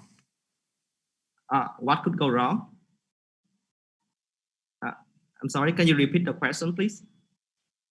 That's correct. What could go wrong? What's your biggest worry? So my biggest worry right now is selling. So I'm a technical guy. Most people in our team is technical. So I'm talking with a few business people from America to join our team. So that is my biggest worry. Beside that, the technical side, I don't really worry about that, because this is like an R&D cost, and we have this as our IP that build up, and we can always use this research and make all the product. So the first product, it took us 6 months. 2 years. But if the next product we build, it's probably take us like 5 or 6 months. Thank you. So I believe that is all the time that we have as well. But thank you so much to the judges for your questions. And thank you to Pat Kicks for being our last presenter of the day. It has certainly been a treat to hear from you. Thank you, Jason. All right, and that is all the presentations we have for today. Now is going to be the time for our judges to deliberate into a separate breakout room within this meeting. Our mentorship team is going to assist the judges to join the breakout room. And I would also like to say that voting for the most favorite team has officially ended. Results will be announced on our main Facebook page after the final round. So please follow our Facebook page to see the results. And audience, please stay tuned while we wait for the judges to complete their assessment. We have so many more interesting talks and a panel discussion with notable entrepreneurs and investors in this meeting. Right, and as we're waiting for the results, I am so excited to introduce our next speaker, an incredible Vietnamese woman entrepreneur and storyteller, of whom I am a big fan. Sarah Nguyen is the founder and CEO of Nguyen Coffee Supply. The woman-owned, millennial-owned, and the first Vietnamese coffee bean importer to the US. On a mission to transform the coffee industry through diversity, inclusion, and transparency, Nguyen Coffee Supply has been featured in the Wall Street Journal, Vice, New York Magazine, New York Times, Forbes, and Fortune, you name it, and has been honored with the 2019 Star Chef's Rising Star Award. Early January 2020, Imbibe magazine has featured Sarah Nguyen as one of the Imbibe 75 people, places, and directions that will shape the way you drink in 2020. She's also a Gold House Collective founder for Spring 2020, a leading network to celebrate and elevate the Asian American community.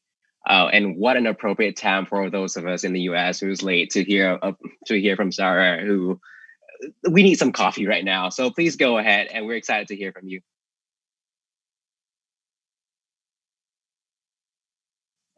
I think you're on mute right now. Great. Okay, now, okay. Yep. Hi, okay, so am I being casted? Oh, there I am. Hi, everyone. First of all, huge congratulations to all the finalists. To be honest, this is really past my bedtime. I'm here in Brooklyn, New York. It's almost midnight, but I have never been so excited and engaged and inspired by everybody's businesses and vision. So huge congrats. I'm super inspired and blown away.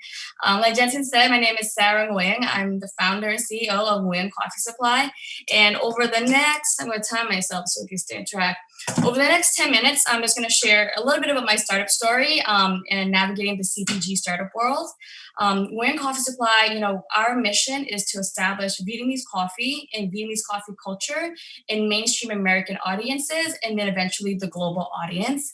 And then alongside with that mission, in the process of doing that, our social mission is to also bring more recognition and respect to Vietnamese coffee, Vietnamese people, and Vietnamese culture by elevating Vietnamese coffee in mainstream audiences. And then, of course, the last layer of this is our social impact mission is by including Vietnamese coffee in the premium and specialty coffee community and experiences in America, we actually also get to create more opportunities for Vietnamese farmers to transition from commercial coffee farming to premium coffee farming, which also leads to economic advancement for Vietnamese farmers, people, and of course the country. I'm going to share my screen right now and share a few photos. Let's see. Boop, boop. Desktop. Okay. Everyone can see my screen, right? Awesome. So as I mentioned, I am born and raised from Boston, Massachusetts. And so I know that we have a global audience. So I'm going to provide a little bit of context about the US audience, the US consumer behavior, consumer expectations in coffee to understand why Nguyen Coffee Supply is such a powerful company at this time.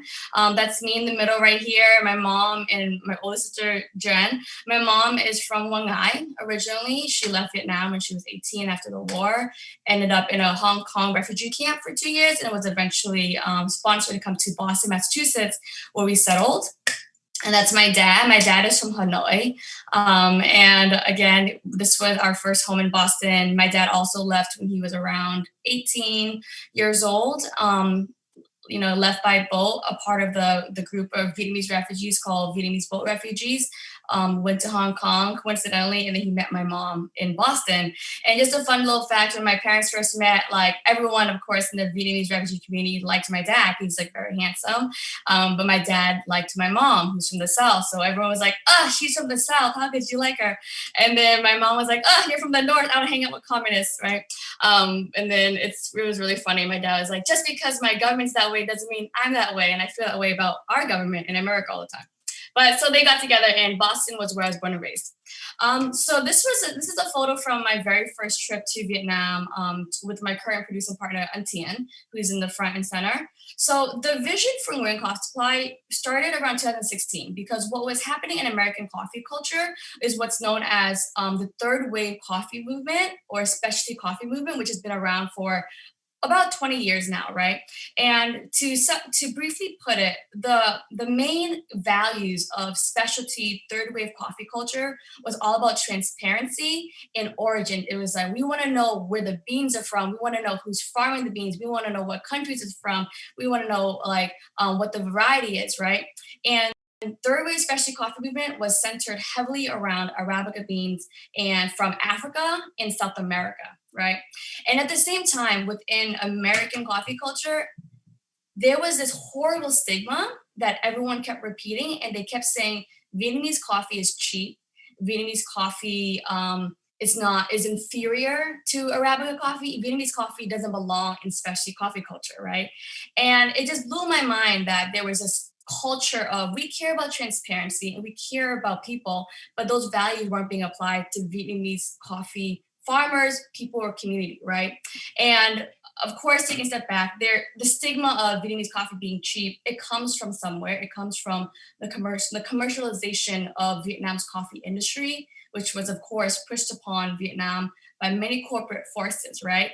And that's not to say that commercial coffee production in Vietnam isn't real, but we can't shift out of cycles or historical cycles if we don't shift our mindset or our narratives, right? So the main issue that I saw here was the global community was not giving Vietnam an opportunity to convert or transform from commercial to premium and specialty, and also participate in the specialty market, which would then lead to higher rates and a better quality of life, right? So all that really drove me to start Nguyen Coffee Supply. So in 2016, I went to go visit my current producing partner, and because my parents, they're both one of 7 to 8 siblings, and they were each the only ones to leave Vietnam. So most of my relatives, my aunts and my uncles, all my cousins are still in Vietnam. We're very, very close. I was just texting them all in Viber earlier today to come on to watch us. And then I basically met my current producing partner through my aunt, Go Phuong, in Vietnam. And long story short, let's fast forward to 2018. After working and building the company for 2 years, I finally launched Nguyen Coffee Supply as a direct-to-consumer brand in November 2018. And my startup journey is very, very bootstrappy. I didn't fundraise any money for the first year. It was my life savings. I was still working freelance in journalism and documentary films. And I took out a credit card. I put all my money in there, and I took out a credit card. And I really just built the company from end of 2018 all the way into 2019. This is a photo of my very first pallet. It was like the fall of 2018. It was like 5 bags of coffee beans, and I had no idea how to import, but I eventually figured it out. And I also learned how to roast. This is just what our final product looks like. I know it's nothing crazy to Vietnamese people because you already have Vietnamese coffee, but there's no brand like this in America, right? In America, we have Blue Bottle, Stumptown, Counterculture, Lavazza, all these legacy coffee brands. Even Lavazza is an Italian coffee brand. We have all these legacy coffee brands, but there's not one brand rooted in a Vietnamese identity, which is outrageous when Vietnam is the #2 producer of coffee in the world. But really, Vietnam contributes to global coffee experiences everywhere. So why doesn't Vietnam have that respect and recognition, right? I have my timer going. I know we have 3 more minutes. And in the first year we launched, I was right. People wanted not just Vietnamese coffee, but American consumers. We need diversity in all aspects. We need diversity in leadership, we need diversity in perspectives, and we need diversity in product offerings, right? No one was offering Vietnamese coffee, and we did. And all of this is organic press. It's not paid, it's not affiliate. And you scan the headlines, you see that we are really pushing huge culture shift. It's not just about check out this coffee bean, it's about why the world is wicked to Vietnamese coffee, right? It's about giving Vietnamese coffee its due in America, right? So much of our company is, of course, the economic relationship, but even more excitingly, it's about putting Vietnamese coffee in Vietnam on the map and really giving Vietnam the respect that it deserves. This is from the last summer, summer 2019, the Wall Street Journal printed a story on us through paper, print, and digital. And so all this basically led to a lot of organic trashing. And then in October 2019, I raised my first friends and family round. It was a very small round of 200K, which really allowed us to catapult our growth. So when I first started, I started by importing 1 pallet at a time, 5 bags, and then we started importing 120 bags, which is half a container, and now we import full containers of 310 bags, which is about 44,000 pounds of coffee. So it's a lot of growth in the last 2 years. This is our warehouse in New Jersey. That's my last photo. I'm down to my last 2 minutes. And really, we're just getting started. So our 2 anniversaries arriving. We actually were wrapping up another small round this summer, a $500,000 round. And our vision is really to build a global coffee company that becomes a platform for the entire Vietnamese coffee experience, whether that's roasted coffee or ready to drinks, right? Or single serve coffees. It's really just kind of bringing and celebrating Vietnamese coffee on the global map in a way that really respects the people and the culture that created it. So in my last minute chatting with you all, I just want to say that after hanging out with everyone for the last 2 hours, I'm so honored. I'm so honored to be a part of this community of global Vietnamese entrepreneurs with just so much brilliance and so much innovation and so much tenacity and intelligence. And I know that everyone here and so much more of our extended community who isn't here will continue to change the world with our vision and our work and our ventures. So thank you so much for doing this. Thank you so much to VietChallenge for creating the space and bringing us together. And I really look forward to following all your journeys and seeing how we all shape the world together. So cheers and good luck to all the finalists. Thank you so much, Ms. Sarah Nguyen, for your wonderful story. I thoroughly enjoyed all your wonderful pictures and the story behind how you founded Nguyen Coffee. Thank you so much. And on behalf of the VietChallenge team, I would like to wish you the best successes and best of all of the new ventures that life has in store for you. Thank you for joining us today. Thank you.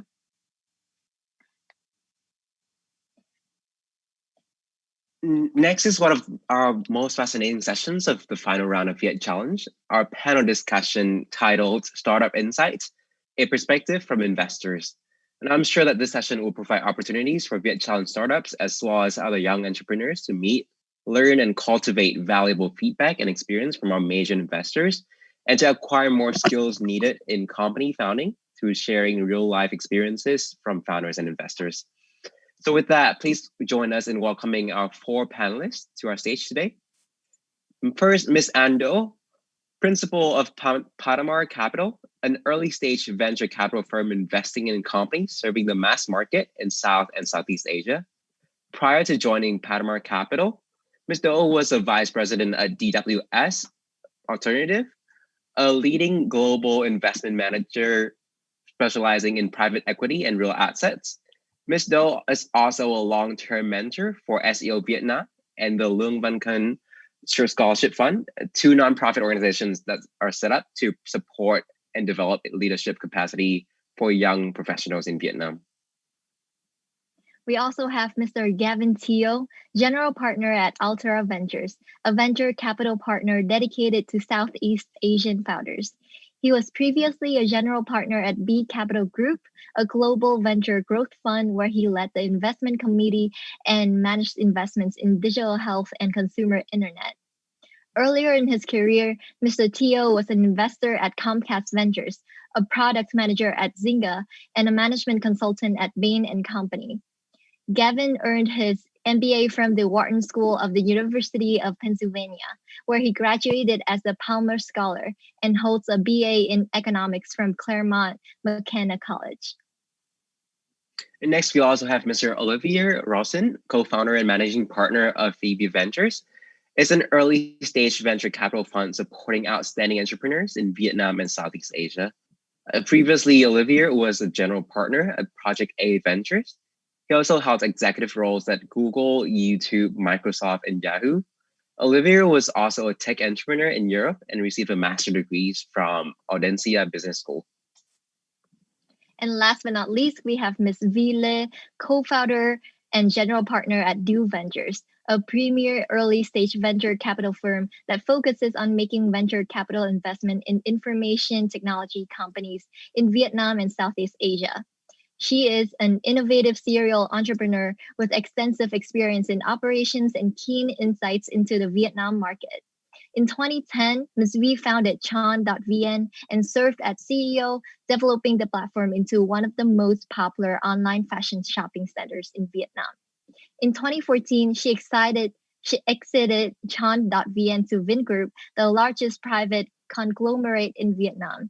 She then served as the CEO of Vingroup's e-commerce subsidiary, Adaroy.com, and successfully scaled the company from scratch to reach a few $100 million USD in revenue.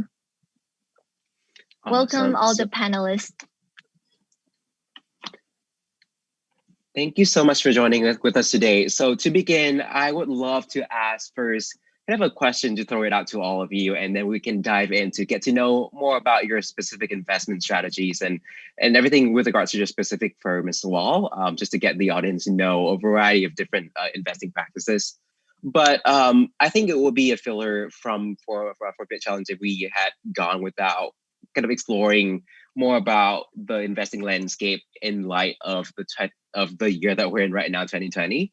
So with that, I would love to ask everyone to just get your perspectives on how your investment practice has changed in the past year, whether you look at investing differently, whether you are currently investing in different industries than you used to before, or whether you're targeting an earlier stage startups or more startups that have more tractions or things like that, or so all of those things about investing in the age of 2020. I would love to hear from you all.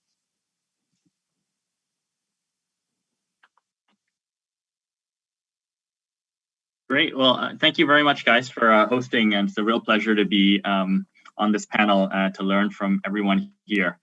So a special shout out to Stephen and Jean and Jensen, you and Sabrina for really helping to organize and move us through really great agenda today. And also hello to V and to Anne and to Olivier. Good to see you guys.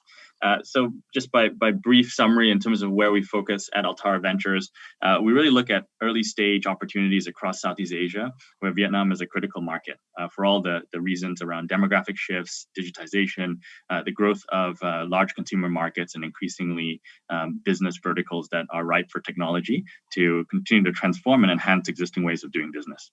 We really see the opportunity across the region as falling within 6 broad categories.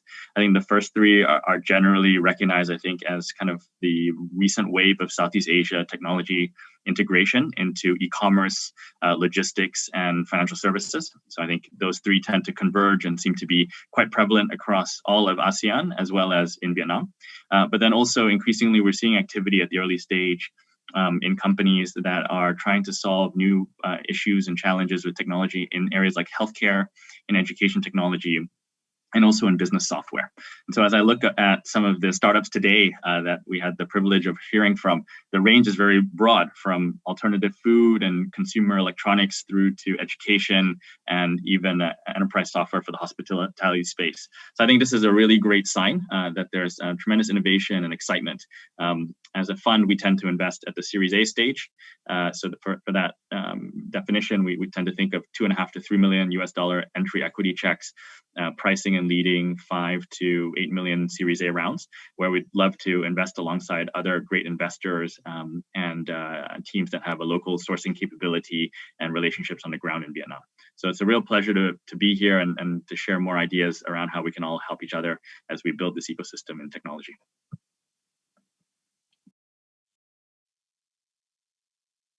Thank you. And we would like to hear more from Miss Vile. Can you share a little bit? Hi, thank you, VietChallenge team, for organizing such a wonderful event today, and I'm glad to be here. Just echo what Gavin just shared with you. So I think one of the biggest advantage of the Vietnam market is our demographics. So for us, for the long-term strategy, it remains unchanged. So DoVenture is a 50 million early stage investment firm. We focus on investing in company at seed to Series B. So basically, we put in our seed money, 500,000, and we love to follow up. We love to do follow-on investment into a company up to Series B. And our focus actually in the two groups of companies. So group one, we want to invest in consumer tech company in sectors like Gavin just mentioned, in healthcare, in education, company that leverage technology to enhance the lives of consumer, especially the young consumer nowadays. And in the second group, we actually focus on enterprise software and enabling software that can bridge the gap between e-commerce player or e-commerce merchant or fintech merchants and the consumer. So that would be our focus, and it would remain unchanged. Although after COVID, we think consumer behavior in Vietnam will fundamentally be changed, obviously we will look deeper into sectors that can benefit after COVID, like online media or enterprise solution, or even education and healthcare. Thank you, Ms. V, for sharing. How about Ms. Ando? Can you please share a little bit?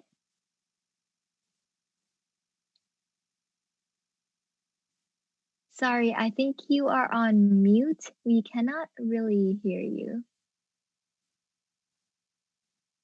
Hello, is it better now? Yeah, I can hear you now. Thank you. Okay, sounds great.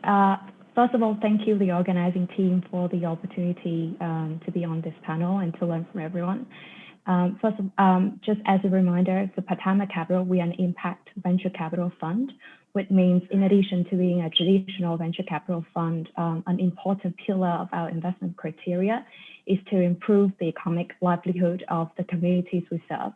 And our ideal portfolio companies should either serve the low to middle income consumers or the small and medium enterprises in Southeast Asia. What happened is throughout the entire COVID pandemic situation, I think our two targeted customer group segments have been extremely exposed, and there have been significantly a story surrounding our investment thesis to focus on the underserved and the unserved segments of these customers. In terms of sector focus, we are looking for financial inclusion, consumer-focused businesses, and we're quite interested in tech-enabled distribution platforms in niche e-commerce, logistics, fintech, and health tech. So one example of this is actually we still make investment and actively looking for investment throughout the entire COVID period. Last month, we just led and closed successfully a Series A round in micro, small and medium enterprise lending businesses called Kim An in Vietnam. This is our first investment from our second fund, and it shows that these segments have been extremely exposed, the MSME segment in the Vietnamese economy. And Kim An has provided a financing gap between financing institutions as well as these companies. Thank you so much for sharing. Amazing. Thank you for sharing your insights. I want to follow up with you on that note as well, Miss Ando, and kind of get to know your thoughts a little bit more on what you just mentioned. So I think given the Vietnamese market and in the context of everything that's happening, what advice do you have? So how do you think emerging Viet startups can make a disruption in the industries right now? Of course, there are so many things that are new, but what advice would you have? I think generally, first of all, we're very excited about the large market size and the enthusiasm of the entrepreneurs we've got to meet in Vietnam. From a macroeconomic perspective, Vietnamese economy has been one of the most resilient throughout the entire global COVID situation. And we're underpinned by a large population, young population driving growth. Researchers estimate that by 2035, 50% of Vietnamese population will enter the middle income class category. That is a very positive sign, which means there will be booms in consumer spending to come in the next decade or so. We have 70% smartphone penetration, extremely high internet penetration rate, but still 85% of our transactions are cash-based, and 97% of all the enterprises in the country are MSMEs. That means there's so many potential areas, so many segments that have not been served adequately to be touched on. So generally, we have been in the market for 8 years, and we have seen the entire Vietnamese startup ecosystem evolved and mature significantly over the past couple of years.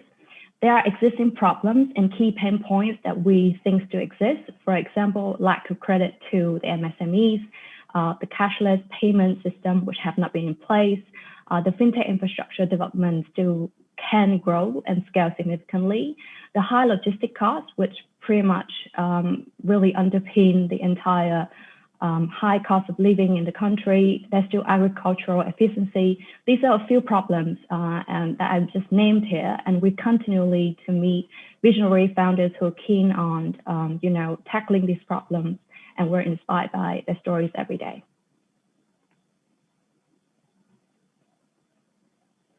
Thank you, Ms. Ando. And I would also like to hear from Mr. Olivier. Mr. Olivier from Phoebe Ventures. After learning about some of the advice and room for entering the market, I would love to hear your perspective on how firms like yours decide where to invest. Can you please share a little bit? Sure. Hi, everyone. Thanks for having me, and congratulations to organizer, founders, entrepreneurs, and all the ecosystem builder supporting VietChallenge. So Phoebe, just in a few words, $25 million fund. We do seed investment, mainly Vietnam and other countries in Southeast Asia. Category agnostic. Having said that, we like pretty much education, logistics, fintech, and health tech. We've done 7 deals this year, 3 with Sequoia Capital, 1 with SoftBank, and 2 with one of the New York City fund called FG Labs. We're pretty excited by the economy here. I was looking at the numbers in year to date, with already more than 2.2% growth, and the government expected to grow at 3%. The wholesale and retail is plus 5% already in year to date. Same for construction, export and manufacture is also 5%. Construction is also 5%. Employment at 2.2%. Registered capital this year in year to date is plus 15. So a lot of positive, let's say, macro numbers. And when we look at also the optimism of the company in Vietnam, I was reading a survey last week where 45% of the company are pretty optimistic for this year, like 10% are 35% are flat and 10% are only pessimistic. So definitely Vietnam is in a pretty good situation for several reasons. I believe that they manage pretty well the COVID situation. The political system is pretty stable. They definitely have a long-term vision, and they can planify in midterm. So pretty good, and also the quality of the political system and the political people is pretty interesting compared to other emerging markets. And at the end of the day, the citizens themselves, always, when you look at the education and the Confucius culture, when you look at the gender balance in the business, when you look at how people are hard worker and have the kind of grit, a lot of scientists and data-driven people, and obviously young and large population. So you have several ingredients from the political standpoint and from the citizen standpoint to have a great year, especially from 2021. Thank you so much for sharing your perspectives. I think that's really important. I think one of the things that we've talked about kind of where firms can enter, and then from the perspective of the investors as well. But I think one of the questions that I do have, and I think the other kind of startups would love to hear more from your perspectives, and I would like to direct this question to Ms. Ville. Ms. Ville, is we kind of forgot about we didn't forget, but we have not talked about this other kind of player as well, who is the government, and would love to get your thoughts on what you think about the current structures for financial support policies that Vietnam has for startups. So honestly, I think our government has done a wonderful job in terms of improving the legal infrastructure for startups and for foreign investors to come in and invest in Vietnam. Although we still face many challenges because most of the foreign funds, when they enter Vietnam, they need to technically register the capital with the government, and the startups still need to wait for the government to approve the funding before they can receive the money. But basically, I think the overall framework has improved a lot, especially in terms of tax incentives and in terms of regulation support for unregulated industry in the past few years. For example, in the past few years, foreign investor didn't really understand the legal the regulation framework in some industry like sharing economy. So last year, the government actually put up regulation for that sector. So I think moving forward, a couple of things that can really enhance the capability of foreign investor when coming to Vietnam. Number one is if government can really issue regulations for some of the unregulated industry like medtech or fintech, that would really help the foreign investor. And secondly, if government can look into how foreign investor can quickly disperse the money into startups in Vietnam, that would definitely help. Thank you, Ms. Ville. And I'd like to thank all of our 4 panelists. So many amazing insights from you all, but I'm so sorry because we have very limited time, and we really wish that we had more time to hear from you all. So we will make sure to schedule another separate talk for us to hear more all about your insights. So thank you, and sorry, but we will definitely talk to you again, and we would love to hear more from you. So thank you. Thank you for joining us today. And now is a very, very exciting moment. Jensen, have you received any information from our judges? We have heard that they are ready after the deliberations, and that we have the results on who the winner of VietChallenge 2020 is. And so with that, we are excited to hear about who will walk home with the grand prize of $15,000, and who the other teams are who did wonderful as well, who will also receive a prize of $1,000 after the presentation today. So with that, I would love to welcome back our judges, and represented by Ms. Andrain and Mr. Mike Edelhart, to announce the winner of VietChallenge 2020.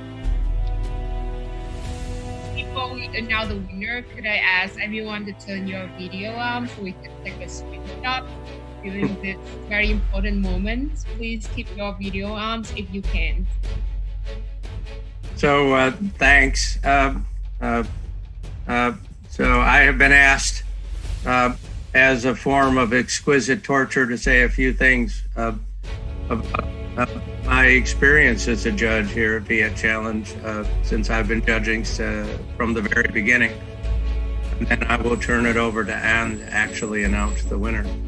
Our fund got involved in VietChallenge because we had been mightily impressed by Vietnamese American entrepreneurs that we had backed.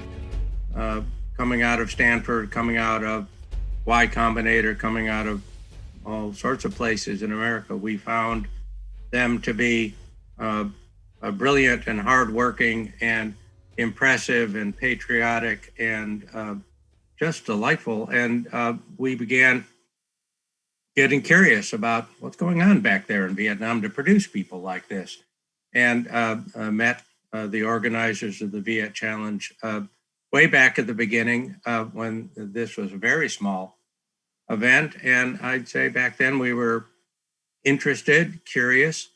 And in those early years, we were surprised by the consistent vigor we saw among the, not just the entrepreneurs, but the entrepreneurs, the organizers, just like tonight, the panelists, everyone, the commitment to Vietnamese society. wanting to do good back home, wanting to create jobs and improve life and make things better for brothers, sisters, families, uncles, mothers, fathers. The openness. I go to a lot of these, and at many of them, I'm asked questions, and far less often do the folks asking the questions appear to actually care about the answers. And when I'm among Vietnamese entrepreneurs, they're more open to actually listening. So they're either smarter or more polite or both, but it's noticeable. And as the challenge has grown, I'd say we've been increasingly impressed. A couple of my partners have taken part in these events alongside me by the quality and the readiness for the world market we've been seeing in the companies we meet through the challenge. At our fund, we see borders getting thinner in Asia, worldwide. We see the Pacific Ocean getting smaller, and the Atlantic Ocean too, for that matter. So we're not so much seeing Vietnamese American companies anymore. We have companies that are Vietnamese and American. We're not so much seeing Vietnamese market companies as we did early on as world market oriented companies where some or all of their operations happen to be based in Vietnam. And those are all exciting factors for us. And all of our research says that this region, the arc from Singapore south, is going to become increasingly important to the world, is going to become increasingly wealthy, valuable, coming into the front ranks of countries. And so important in all ways. So I'm proud and delighted to have been here, and I'm proud and delighted to have been able to take part tonight. And as we were talking a few minutes ago, absolutely delighted that this particular event didn't happen at 3 o'clock in the morning, my time, as last year's did. So I'm actually sort of awake and everything. So thank you for having me, and thank you for putting on an excellent event and presenting a very impressive set of presentations and a very impressive set of companies. We've been told over and over tonight there can only be one winner, but speaking for myself and our fund, happy to talk to any of the companies we heard from tonight. And on that, let me turn it over to you, Anne, our first timer to actually do the honors. Yes, I feel very lucky to have the ability to share the good news. And first, again, thanks to the VietChallenge team for really an excellent event. And to all the entrepreneurs, 2020 has represented a huge increase in the degree of difficulty of entrepreneurship. And you are all impressive in terms of adapting and going on to conquer the new challenges of this era. So without further ado, I will do a little drum roll, and the winner is Cricket One. Congratulations to the Cricket One team.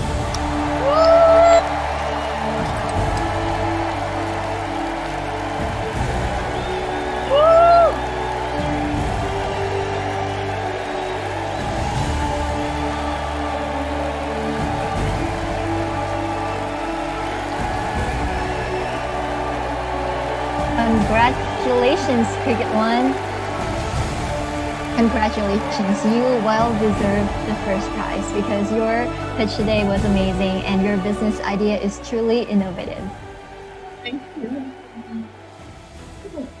All right, so we would like to ask, how are you feeling right now? To be honest, it's like I did not expect to. It's like we have 5 teams and they are really strong. And I like the ideas the most. Yeah. And most of the company, most of them like start like projects, they have a certain milestones in terms of tractions. And then they also solve a lot of issues like in the micro scale, like macro scale. But yeah, I'm truly happy to hear the news. And actually, my co-founder, he just texted me, and then he said, "He's like, do we win? Do we win?" And I said, "I don't know. I'm waiting for the result." But then I think I will have to give him a call first after this. Yeah, I'm super happy, and then yeah, so fascinating. And actually, um, I just shut the door because my 6-month-old baby just woke up. Yeah, maybe she heard I was screaming. That's why she woke up. Oh, that is heart. That is heartwarming. Thank you so much, and congratulations again. And we want to congratulate every other team as well. You all did amazing, and please know that this is not the end of your VietChallenge journey. At least we hope so.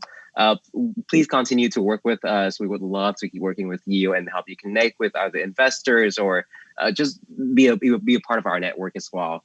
So congratulations again to every team and Cricket One as well. And we will see you soon after the competition today.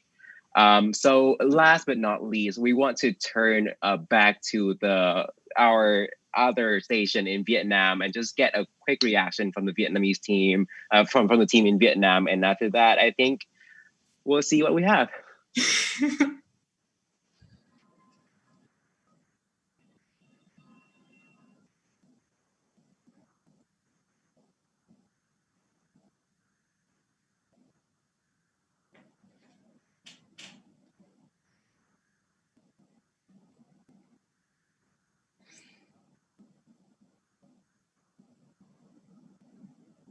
All right. Well, entrepreneurs, and representatives of the VietChallenge team in both US and Vietnam. First of all, I would like to congratulate to Cricket One for being the winner of VietChallenge 2020. And also congratulations to all the team that has reached this finale. You've done amazing jobs, and you've proved that through perseverance, through endurance, through diligence, and with some luck, and especially with the support of the VietChallenge team, both in the US and Vietnam, we can conquer all challenges and reach out to new markets and investors everywhere. From Vietnam, the Hanoi Youth Union has been a keen supporter of VietChallenge since 2018. You know, back then the competition was overseas mostly, and the domestic ecosystem hasn't known much about VietChallenge. But since then, we have come a long way. VietChallenge has become truly the most prestigious competition all over the world for overseas Vietnamese. And now for 2020, we have 38% of the teams joining VietChallenge are from Vietnam, 40% are from Ho Chi Minh City, and the majority of the VietChallenge competitors are sourced in Vietnam. So please, let's take a look at the domestic market wherever you are, in the US or in England or in Australia or wherever. Take a look at the domestic market. Think about the challenges of the country. Think about the solutions that you can bring about to bring about a happier life for everyone. So as the last word, I would like to thank VietChallenge, chị Mai Phan, Tài, Jean, Chang, and others who supported and who have organized this event.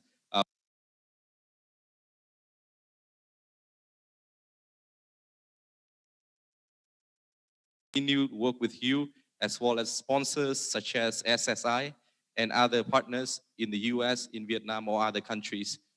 In the end, I would like to wish you health, good luck, and success in the years to come despite COVID. This is a chance to prove that we can conquer all the challenges and become stronger after the pandemic.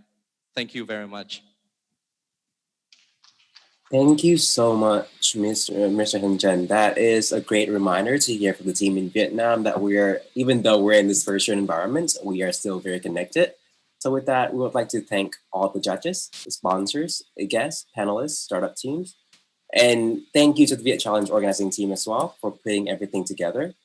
And thank you for a great reminder to hear from the team in Vietnam that even though we're in this virtual environment, we are still very connected. So with that, we would like to thank all the judges, the sponsors, the guests, panelists. All right, and thank you again. Thanks everyone for being a great part of VietChallenge.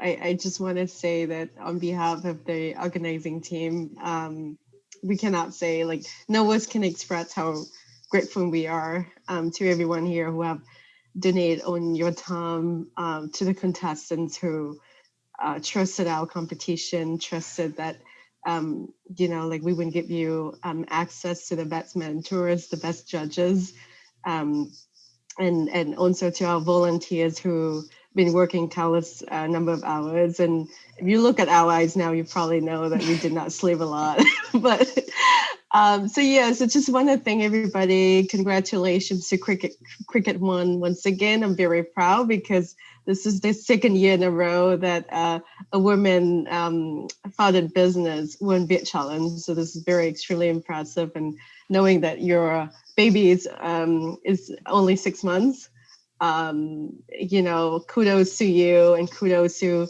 all the moms out there who are doing business and working at startup founders. So yeah, so good luck to all the teams. We will see each other again, we promise. And we will, very soon we will be announcing the new plan for VietChallenge 2021. And it's going to be very exciting. And thanks to our hosts, Jensen and Sabrina. You guys did a terrific job today. Very proud of you guys. Thank you, Chị Mai. Thank you so much. And yes, once again, thank you, the audience, for watching our live stream on our website, Facebook, and YouTube.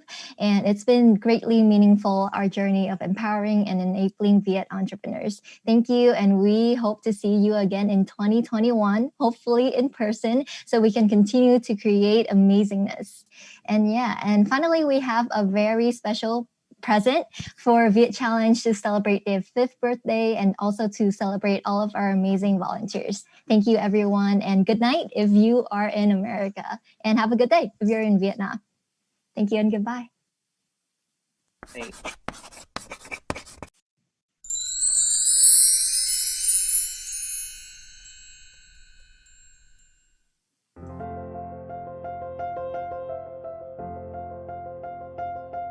The idea of VietChallenge came to me 5 years ago. At the time, I was a law student, and I was invited by my brother, who was a PhD student in computer science at the time, and his lab mates to start a tech startup. The idea is to create a platform to connect Vietnamese entrepreneurs with mentors, with investors. We will provide training and educational program on entrepreneurship, in addition to no strings attached cash prizes that we offer through our 3-round judging competition. I joined VietChallenge as one of the first members when I was a sophomore at TUPS. Seeing VietChallenge grows from 5 people to more than 50 staffs and volunteers today is an inspiration. Hosted by the Association of Vietnamese Students and Professionals in the United States, VietChallenge has proven to be the first and the largest accelerator for Vietnamese startups. Wow, I cannot believe that it has been 4 years since I started with VietChallenge. During my senior year of college, I was working at the external relations team and gradually had the opportunities to help lead and expand our competitions, hosting many events in not only in the US, but also in Vietnam and other countries with our partner all around the world. I guess the most incredible part of being part of VietChallenge is the opportunity to work with a highly driven group of people who are always wanted to be part of the solutions. From our portfolio startup founder to our mentor, judges, advisors, sponsors who has been with us since day one. Thank you very much for believing in us, and I hope that you are proud of us. From the very beginning, it's been a while. How I know of VietChallenge is actually through one of my former colleagues and coworkers, Mai Zimmers. One of the biggest things that's changed is that the competition has grown much bigger, and the teams have gotten more sophisticated and better. They've been really good from the very beginning, but it's just, I think, as more people know about the competition, you get better submissions, you get more people interested. I had worked with several Vietnamese startups when I was serving as an EIR in Vietnam. So when I met Mai Maris and Jean Pham and learned about VietChallenge, and I just think that it's a wonderful group of companies who will be represented in the finals with some very interesting business ideas and teams.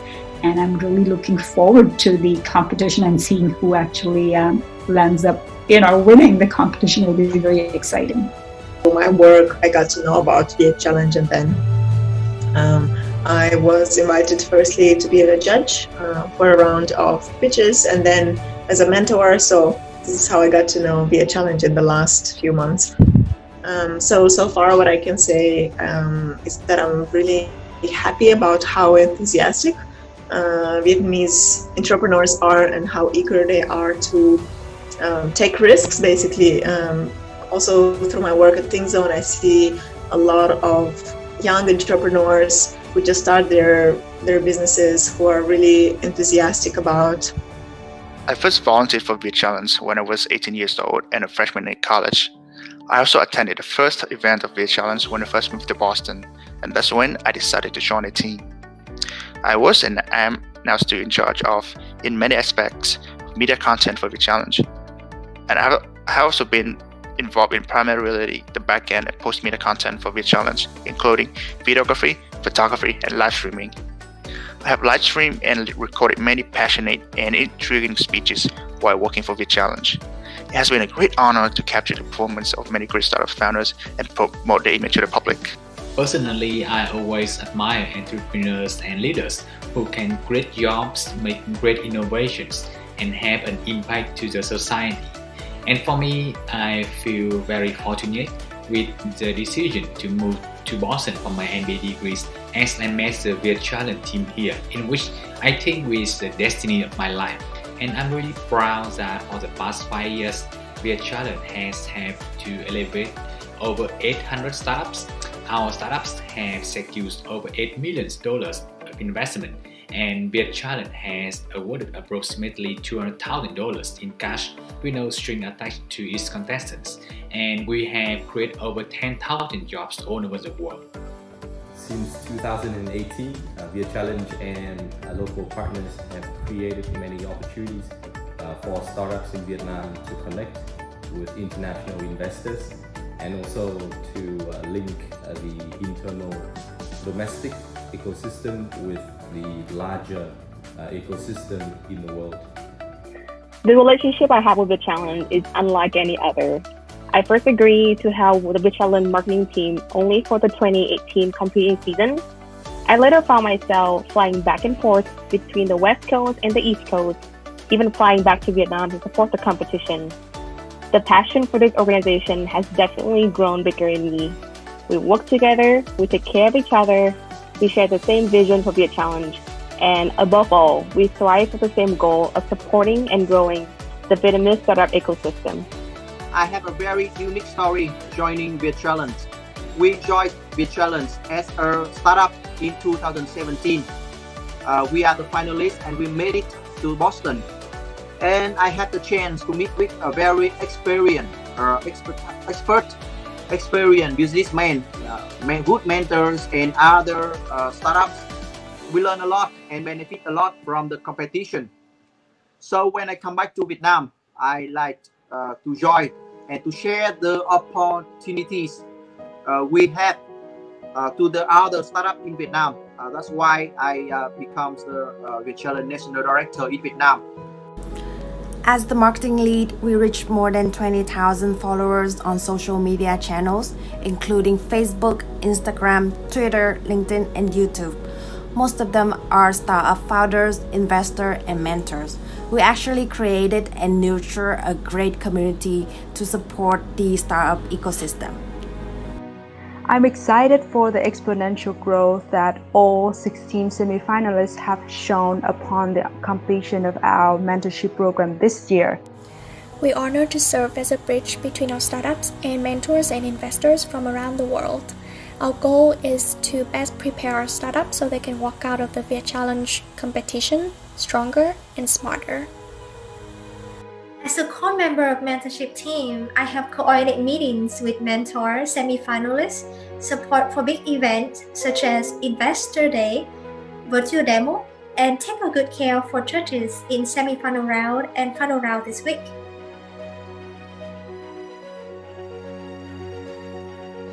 Looking forward, we will stay focused on being an integral part of the Vietnam-US ecosystem. At the same time, we are actively helping founders navigate the challenges during COVID-19. One way to do that is through our VietChallenge Venture Network, which were recently launched during the Investor Day on October 4th, 2020. The events give an opportunity for our top 10 startups to directly interact with more than 60 investors and venture capitalists from all over the world. During that process, we received so much support from the business communities here in the US, in Vietnam. We're so blessed to have the support of our mentors and judges who have volunteered their time. And for some of them, they did that. They contributed countless numbers of hours over the past 5 years for it. We're also so thankful to our sponsors, especially Mr. Nguyen Duy Hưng and Saigon Securities Company and NDH Corporation, as well as other sponsors who stood by us from day one, has been with us, and their unconditional support is just overwhelming and so appreciated by our team. And happy birthday, VietChallenge. Happy birthday, big years. All the best for you. Happy birthday to VietChallenge. Happy birthday!